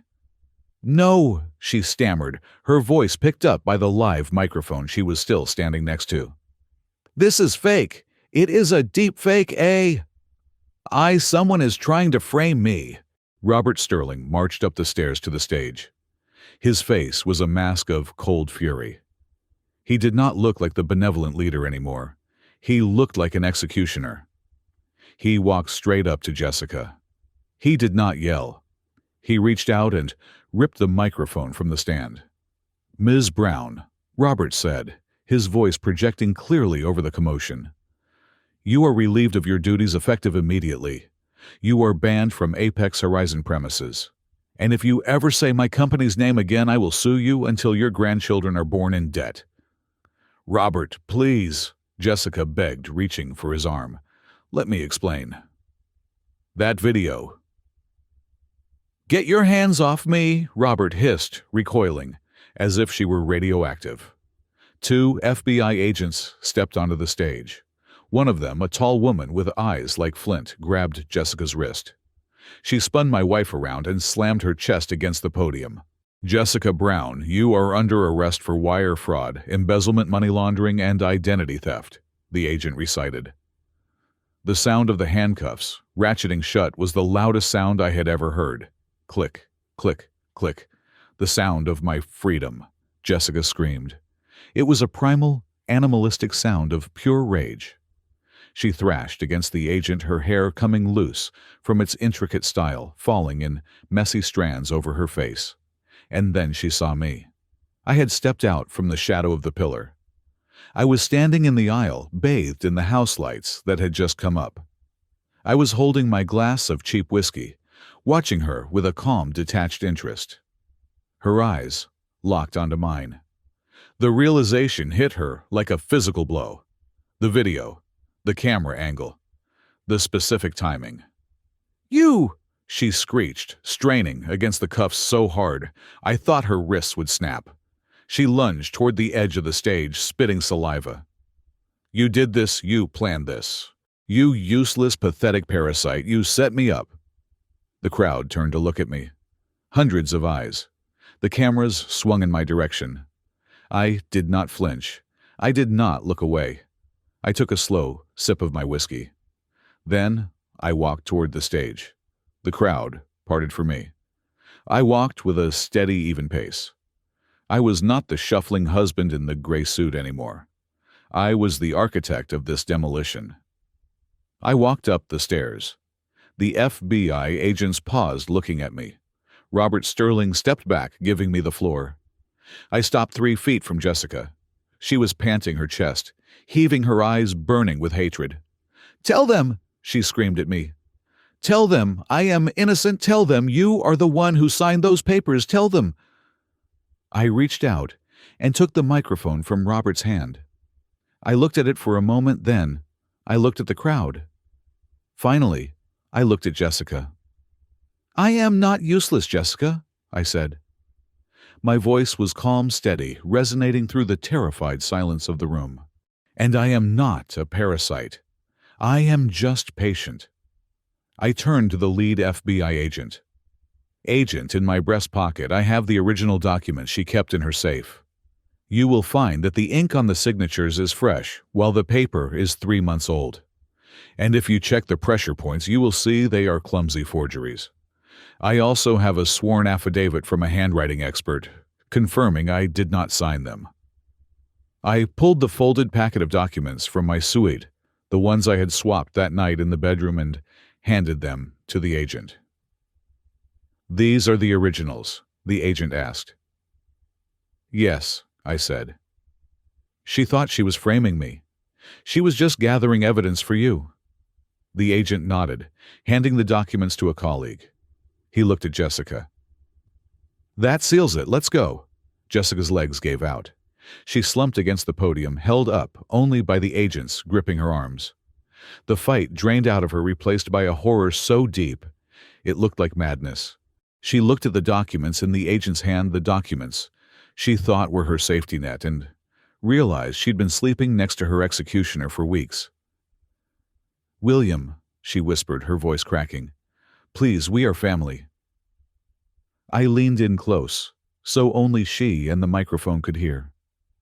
No, Jessica, I said softly. My family is a woman named Sarah, and she sends her regards, I signaled to the agents. Get her out of here. They dragged her away. She did not walk. She had to be hauled off the stage, her expensive emerald dress bunching up around her knees, her heels scraping across the floor. She was sobbing now, a jagged, ugly sound that echoed in the rafters. As they marched her down the center aisle, past the colleagues who had applauded her 5 minutes ago, the silence broke. People began to whisper, then talk, then shout. Flashes exploded in her face. I stood on the stage alone. Robert came up beside me. He looked shaken. I had no idea, William, he said quietly. I am sorry. If I had known, it is not your fault, Robert, I said. She fooled everyone. That was her talent. I looked down at the crowd. I saw the faces of the people who had ignored me for years, the people who had laughed at Jessica's jokes about her house husband. They were looking at me now with a mixture of fear and awe. I adjusted my tie. I finished the last drop of my whiskey. I placed the empty glass on the podium where the trophy had stood. I think I will take my leave now, I said to Robert. I have a new life to start. I walked down the stairs, not following Jessica, but heading toward the side exit. The police were bringing Julian out in handcuffs, his mascara running, blubbering about a plea deal. I did not even look at him. He was a pawn. He did not deserve my attention. I pushed open the heavy exit doors and stepped out into the cool Seattle night air. The rain had stopped. The pavement was wet and reflecting the city lights like a mirror. I took a deep breath. It tasted of exhaust and ozone, but to me, it tasted like oxygen, pure, unadulterated oxygen. I reached into my pocket and pulled out my phone. I dialed a number. It is done, Arthur, I said. Did she take the bait? Arthur asked. Hook, line, and sinker, I replied. She is in custody. The originals are with the FBI. Robert fired her publicly. And you? Arthur asked. How do you feel? I looked back at the hotel. I could see the flashing lights of the police cruisers, reflecting against the glass facade. I touched the check in my pocket, the $38 million, that was now officially, legally, and untouchably mine.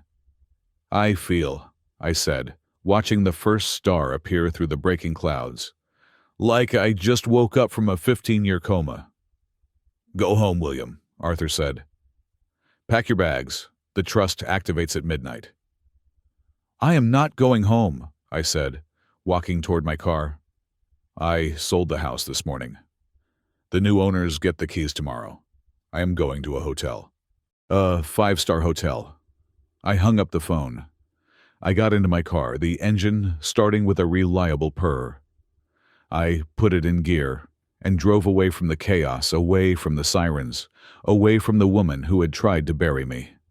She had dug a grave all right. It was deep and dark and perfect. She just forgot to check who was standing behind her with the shovel. The King County Correctional Facility does not smell like justice. It smells of industrial bleach, stale sweat, and the damp, metallic scent of despair. It is a place designed to strip away humanity layer by layer until only the raw animal remains. I sat in the visitation room, my hands folded calmly on the scratched stainless steel table. It had been exactly 14 days since the gala. 14 days since I watched the FB. I dragged my wife off the stage in her ruined emerald dress. In those 2 weeks I had been busy. I had met with the district attorney. I had finalized the sale of the house. I had moved my few possessions into a suite at the Four Seasons. I had slept for 10 hours every night, a deep, dreamless sleep that I had not known for 15 years. But there was one loose end left to tie, one final ghost to exorcise. The heavy steel door on the other side of the glass partition buzzed and clicked open. A guard, bored and thick-necked, stepped through, followed by a woman in a bright orange jumpsuit. I almost did not recognize her. The Jessica who walked into the room was a ghost of the woman who had ruled Apex Horizon. Her hair, usually dyed a perfect glossy chestnut, was limp and greasy, pulled back into a messy bun that exposed half an inch of gray roots I never knew she had. Her face was gaunt, the skin waxy and pale under the harsh fluorescent lights. The sharp, predatory intelligence in her eyes had been replaced by a frantic, hollowed-out terror. She sat down opposite me. She did not look at my eyes. She looked at my suit, a new one, navy blue Italian wool, tailored to fit the man I had become, not the shadow I used to be. She picked up the receiver. Her hand was shaking so badly the plastic rattled against the metal counter. I picked up my phone. "William," she breathed. Her voice was cracked rough from crying or screaming or both. "Oh God, William, you came." "I came," I said. My voice was level devoid of warmth, devoid of anger. It was the voice of a stranger. "I knew you would come," she said, a flicker of her old manipulation trying to ignite in her eyes. "I told the lawyer you would not abandon me. We are family, William. 15 years. You do not just throw away 15 years. I watched her. It was fascinating in a morbid way to see her try to run her old scripts in this environment. She was like a musician trying to play a symphony on a broken violin. "You look tired, Jessica," I said. "Tired?" She let out a jagged laugh that turned into a sob. "I am in hell, William. It is a nightmare. The food, the noise. The women there are animals. I do not belong here. You know I do not belong here." She leaned closer to the glass, her breath fogging the surface. "You have to get me out. You have to help me post bail." The judge set it at $2 million because of the flight risk. They think I have offshore accounts. "Do you?" I asked. "No," she insisted, her eyes wide with practiced innocence. "That is what I have been trying to tell them. It was Julian. It was all Julian. He seduced me, William. He manipulated me. He set up those accounts. He made me sign those papers.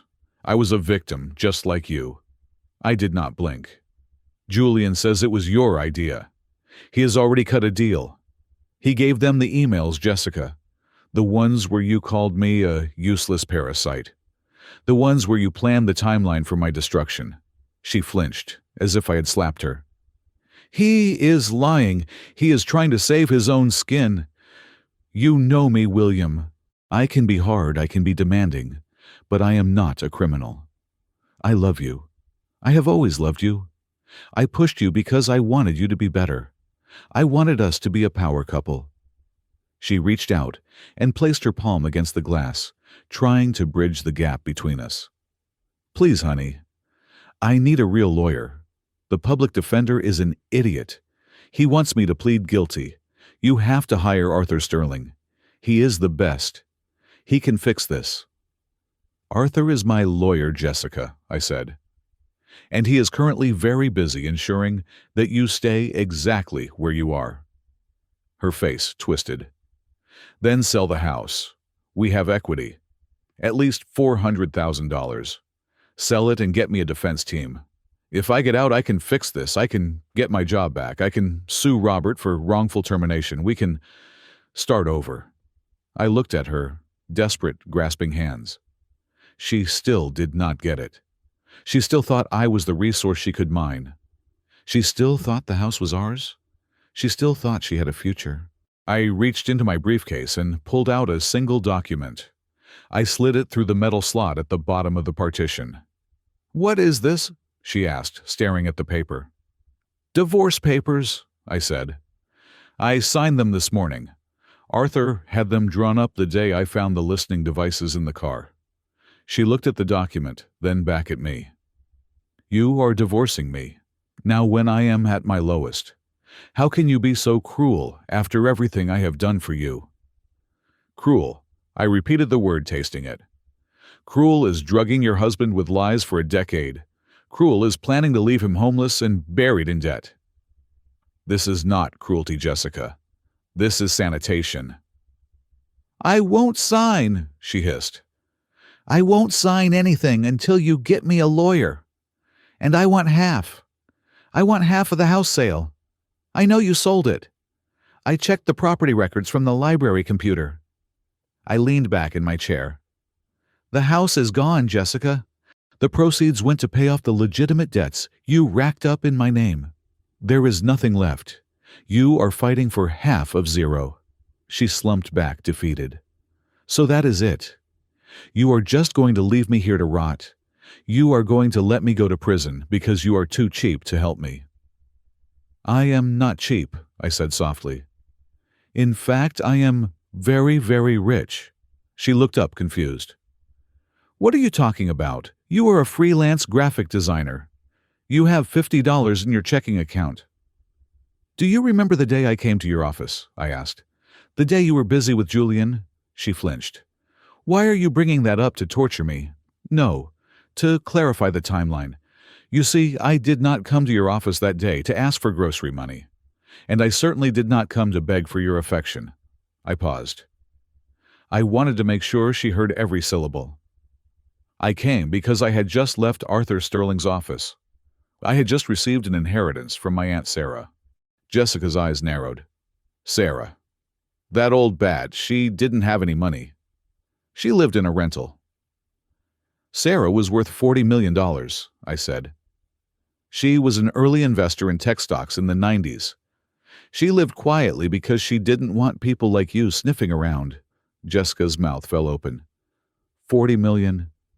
$38 million to be exact, I corrected. "After taxes. I had the check in my pocket, Jessica. When I stood outside your door. When I listened to you tell Julian that I was a loser. When I heard you planned to bankrupt me. I had a check for $38 million in my jacket pocket." The silence in the room was absolute. Even the guard seemed to stop breathing.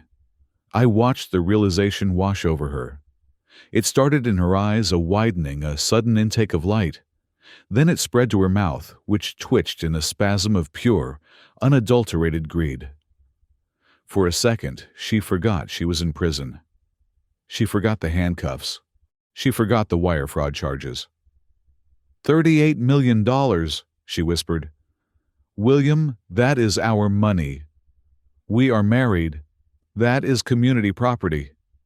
Even if we divorce, I get half. That is $19 million. She surged forward, pressing her face against the glass. The terror was gone, replaced by a ravenous hunger. "Get me out of here, William. Pay the bail. We can fight this. $19 million can buy the best legal team in the country. We can beat the charges. We can go to Europe. I forgive you. I forgive you for the trap. Just get me out."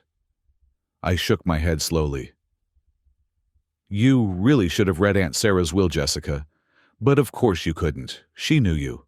She knew exactly what you were." "What do you mean?" she demanded, her voice rising to a shriek. "The money was left to a trust," I explained, keeping my voice calm and surgical. The Freedom Trust. It has a very specific clause. The funds are only released to me if I am legally separated or divorced, and this is the important part: if the divorce is the result of infidelity or criminal misconduct by the spouse, that spouse is entitled to 0% of the trust assets. I leaned in closer. 0. Not a penny. If you had been a faithful wife, if you had been a decent human being, if you had just waited 5 minutes to let me open that door, we would have shared it. You would be worth $19 million right now. You would be free. You would be rich. I watched the hope die in her eyes. It was not a slow death. It was instant. It was violent. The greed vanished, and in its place came a horror that was far worse than the fear of prison. It was the horror of loss. She wasn't mourning her marriage. She wasn't mourning her freedom. She was mourning the money. She looked at me, and I saw the calculation playing out in her head. She was replaying that afternoon in the office. She was realizing that her orgasm with Julian had cost her $38 million. "No," she whispered. "No, that is not legal. You are lying." "It is very legal," I said. "Arthur Sterling wrote it, and thanks to the video evidence I provided and your arrest record, the clause is fully activated. The money is mine, all of it. And you are going to prison with nothing. When you get out in 12 or 15 years, you will be 50 years old, a felon, and destitute." Jessica began to shake. A low, keening sound started in her throat. "You knew," she gasped. "You knew the whole time. You let me sign those mortgage papers. You let me dig this hole. You watched me."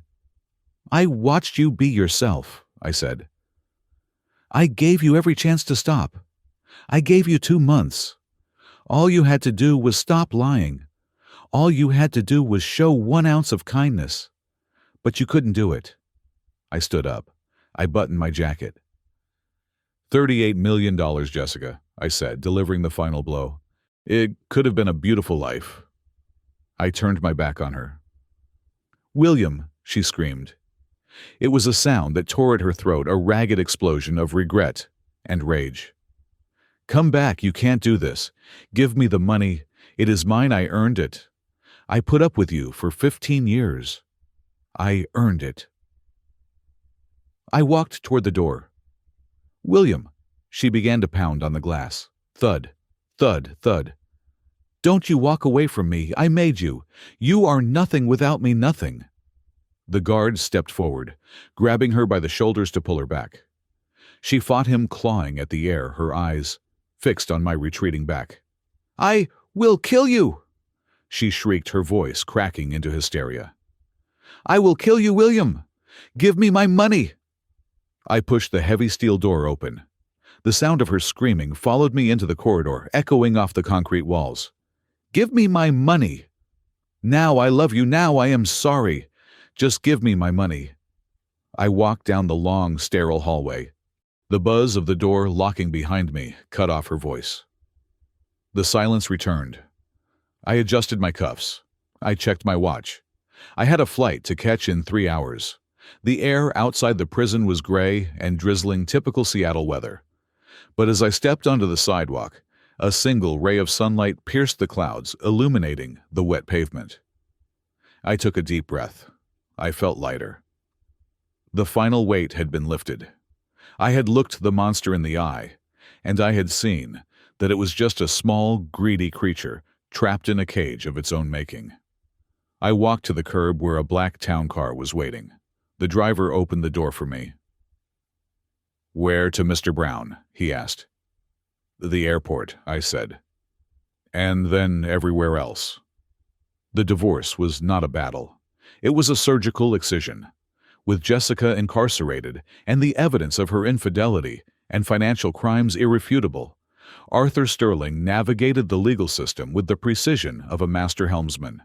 The judge granted the dissolution of marriage in record time, citing egregious marital misconduct. There were no arguments over assets because, thanks to the forensic accounting, it was proven that the debts were hers, and the assets, specifically the trust, were untouchably mine.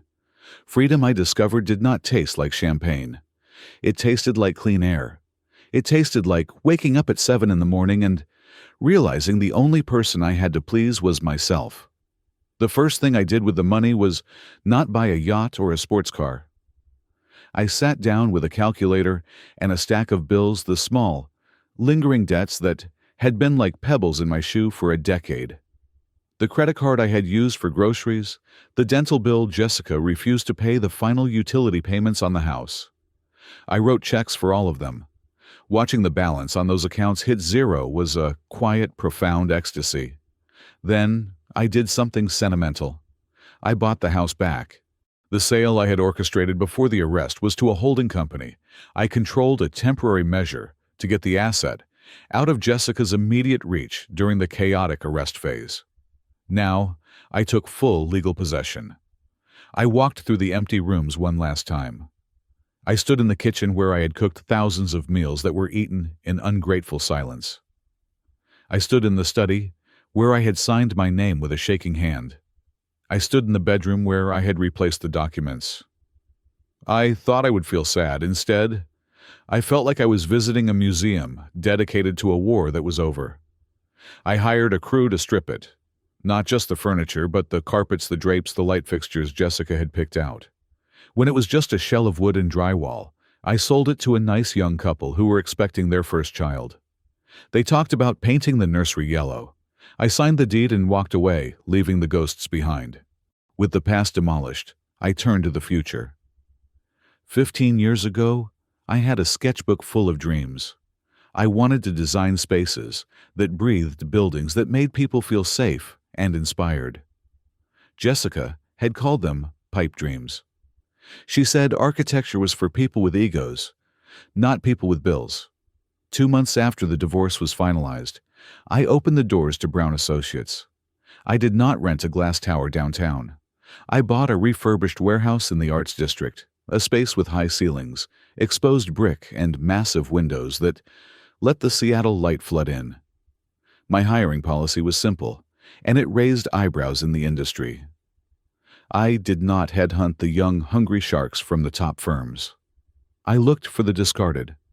I hired Elias, a 60-year-old draftsman, who had been pushed out of his last firm for being too slow, despite his lines being perfect.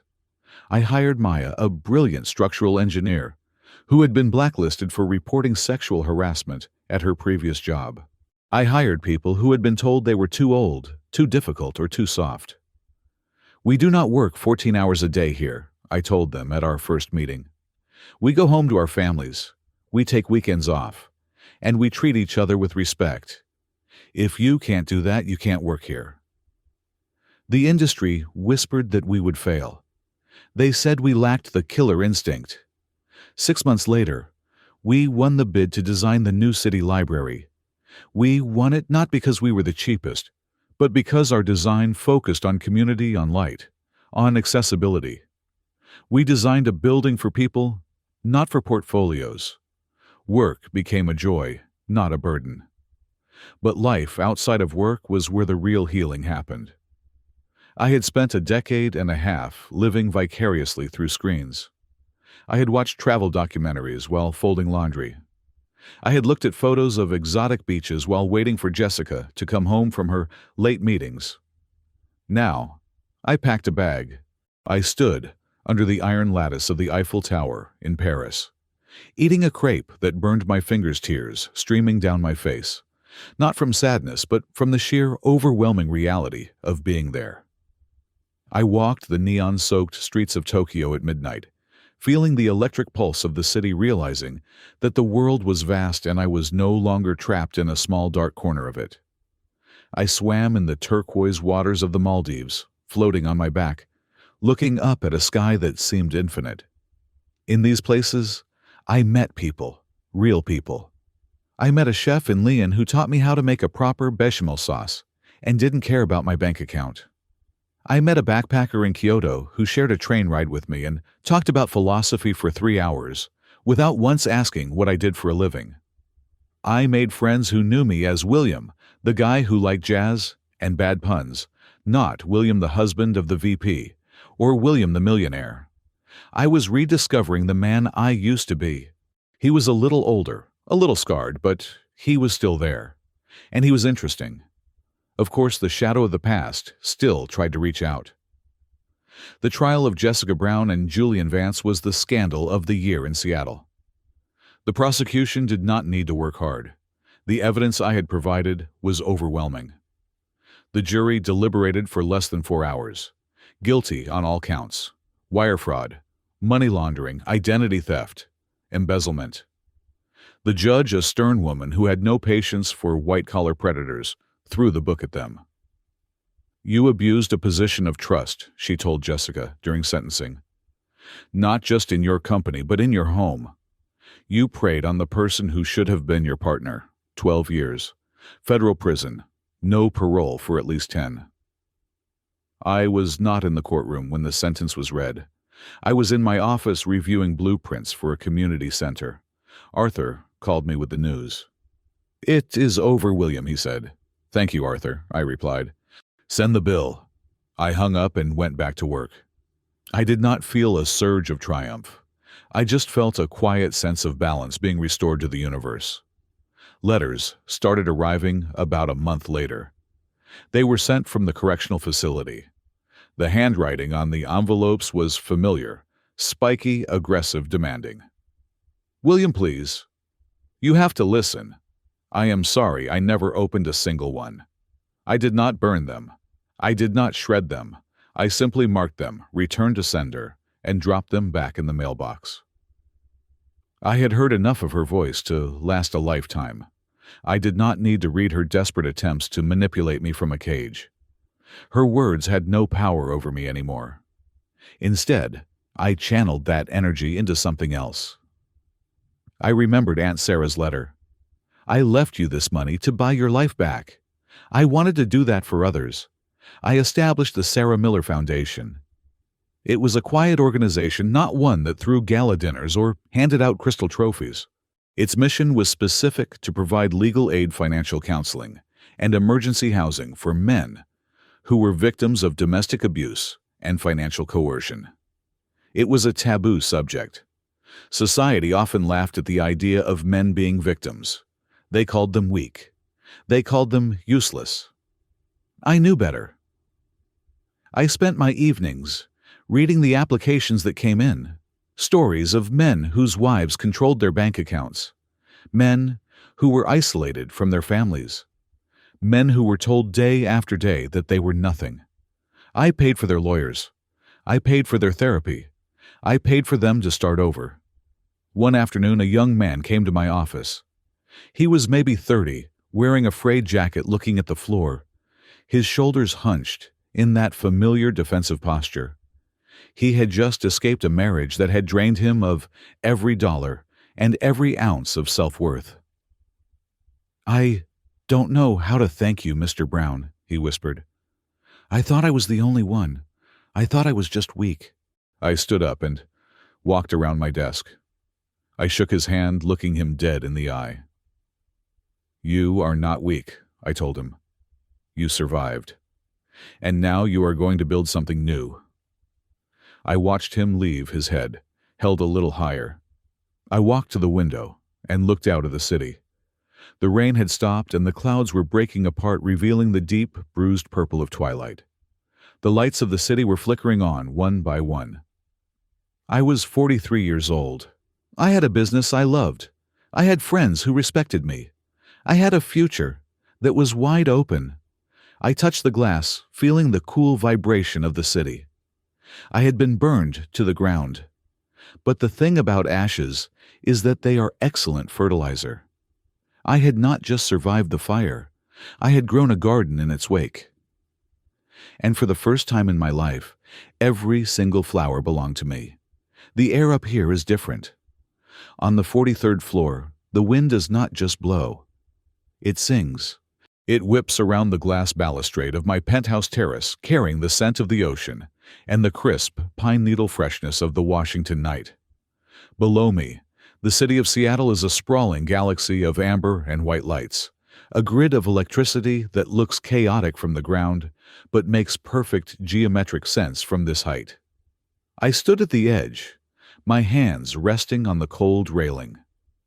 I was wearing a cashmere sweater that cost more than my entire wardrobe used to cost a year ago. But it was not the fabric that made me feel different. It was the way I stood. For 15 years I had walked with a permanent stoop. I had hunched my shoulders, curving my spine, as if I were constantly expecting a blow, a criticism, a sigh of disappointment or rejection.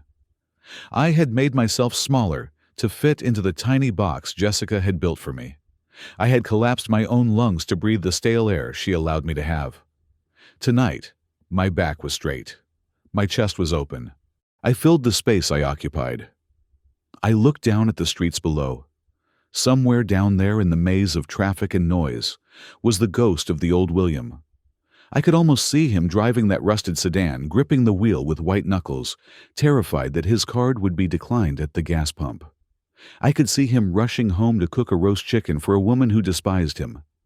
I could see him standing outside an office door, holding a bouquet of supermarket flowers, about to have his heart ripped out. I did not pity him anymore. I respected him. He had endured. He had survived the fire so that I could rise from the ashes. But I was not him. Not anymore. I turned away from the view and walked over to the small outdoor table where a bottle of vintage Pinot Noir was breathing. I poured a glass. The liquid was dark and rich, catching the reflection of the moon. I held the glass up to the sky. "To you, Aunt Sarah," I whispered into the wind. "You saw the shark in the bathtub when I only saw a mermaid. You gave me the harpoon when I didn't even know I was in a war." I took a sip. The wine was complex with notes of earth and berry, a stark contrast to the cheap acidic blends Jessica used to make me drink because I wouldn't know the difference anyway. $38 million. It is a number that is hard to comprehend until you see it in your bank account. For the first few months, it felt like a hallucination. I would wake up in the middle of the night and check my phone just to make sure the zeros were still there. But over time, the money stopped being a number. It transformed into something else. It became a shield. It was not about the penthouse or the first-class tickets to Tokyo or the Italian suits. Those were just toys. The real value of the money was the silence it bought. It bought away the noise of anxiety. It bought away the fear of the future. It bought away the need to tolerate disrespect from anyone ever again. For years, I had believed that dignity was something you earned through sacrifice. I thought if I sacrificed enough of myself for Jessica, she would eventually give me dignity in return. I was wrong. Dignity is not a gift others give you. It is a territory you defend. And $38 million had built a fortress around my dignity that no one would ever breach again. I thought about Jessica. It was strange, but I did not feel anger when I thought of her now. The rage that had fueled me during those 3 months of subterfuge had burned itself out. In its place was a cool, distant indifference. She was currently sitting in a 6-by-8-foot cell at a federal correctional institution. She was wearing a uniform that scratched her skin. She was eating food that had no taste. She was waking up every morning to a schedule she did not control, surrounded by people who did not care about her title or her ambition. For a long time, I thought revenge was about inflicting pain. I thought it was about making her scream the way she made me scream. But as I stood there looking out at the infinite horizon, I realized the truth. Inflicting pain keeps you connected to the person you hate. It keeps you in the mud with them wrestling in the dirt. The sweetest revenge is not destruction. It is indifference. It is success. It is living a life so full, so vibrant, so utterly complete, that the person who tried to destroy you becomes nothing more than a footnote in your biography. Jessica was rotting in a cage of her own making. I was standing on top of the world. She would wake up tomorrow and think about me. She would think about the money she lost. She would think about the house. She would think about the useless husband who outsmarted her. I would be the rot in her mind eating away at her sanity day by day. But me, I would not think about her at all. Tomorrow I had a meeting with the city council. We were presenting the final renderings for the new community center in the Rainier Valley. It was a beautiful design, soaring glass, arches, green roof spaces for children to learn, and for artists to create. It was a building designed to uplift, to heal. It was the best work I had ever done. That was my revenge, creating beauty in a world she wanted to make ugly with her greed. I finished my wine and set the glass down. The wind picked up, tousling my hair. I felt alive. I felt dangerous in the best possible way, dangerous because I had nothing left to lose and everything to give. I turned back to the imaginary audience that had been with me on this journey, the people who had listened to my story, who had felt my humiliation in that hallway and my triumph on that stage. If you are listening to this, I said, my voice steady and firm, take a look at your life. Look at the people around you. Look at the person sleeping next to you. We are taught that love is unconditional. We are taught that marriage is a sanctuary. But sometimes the most dangerous people in our lives are the ones who hold our hands at dinner parties, the ones who say, I love you, while they are sharpening the knife. Do not ignore the red flags. Do not ignore the voice in your head that says something is wrong. Do not make yourself small to make someone else feel big. And never ever hand over the keys to your existence to another human being. You are worth more than you think. You are stronger than they tell you.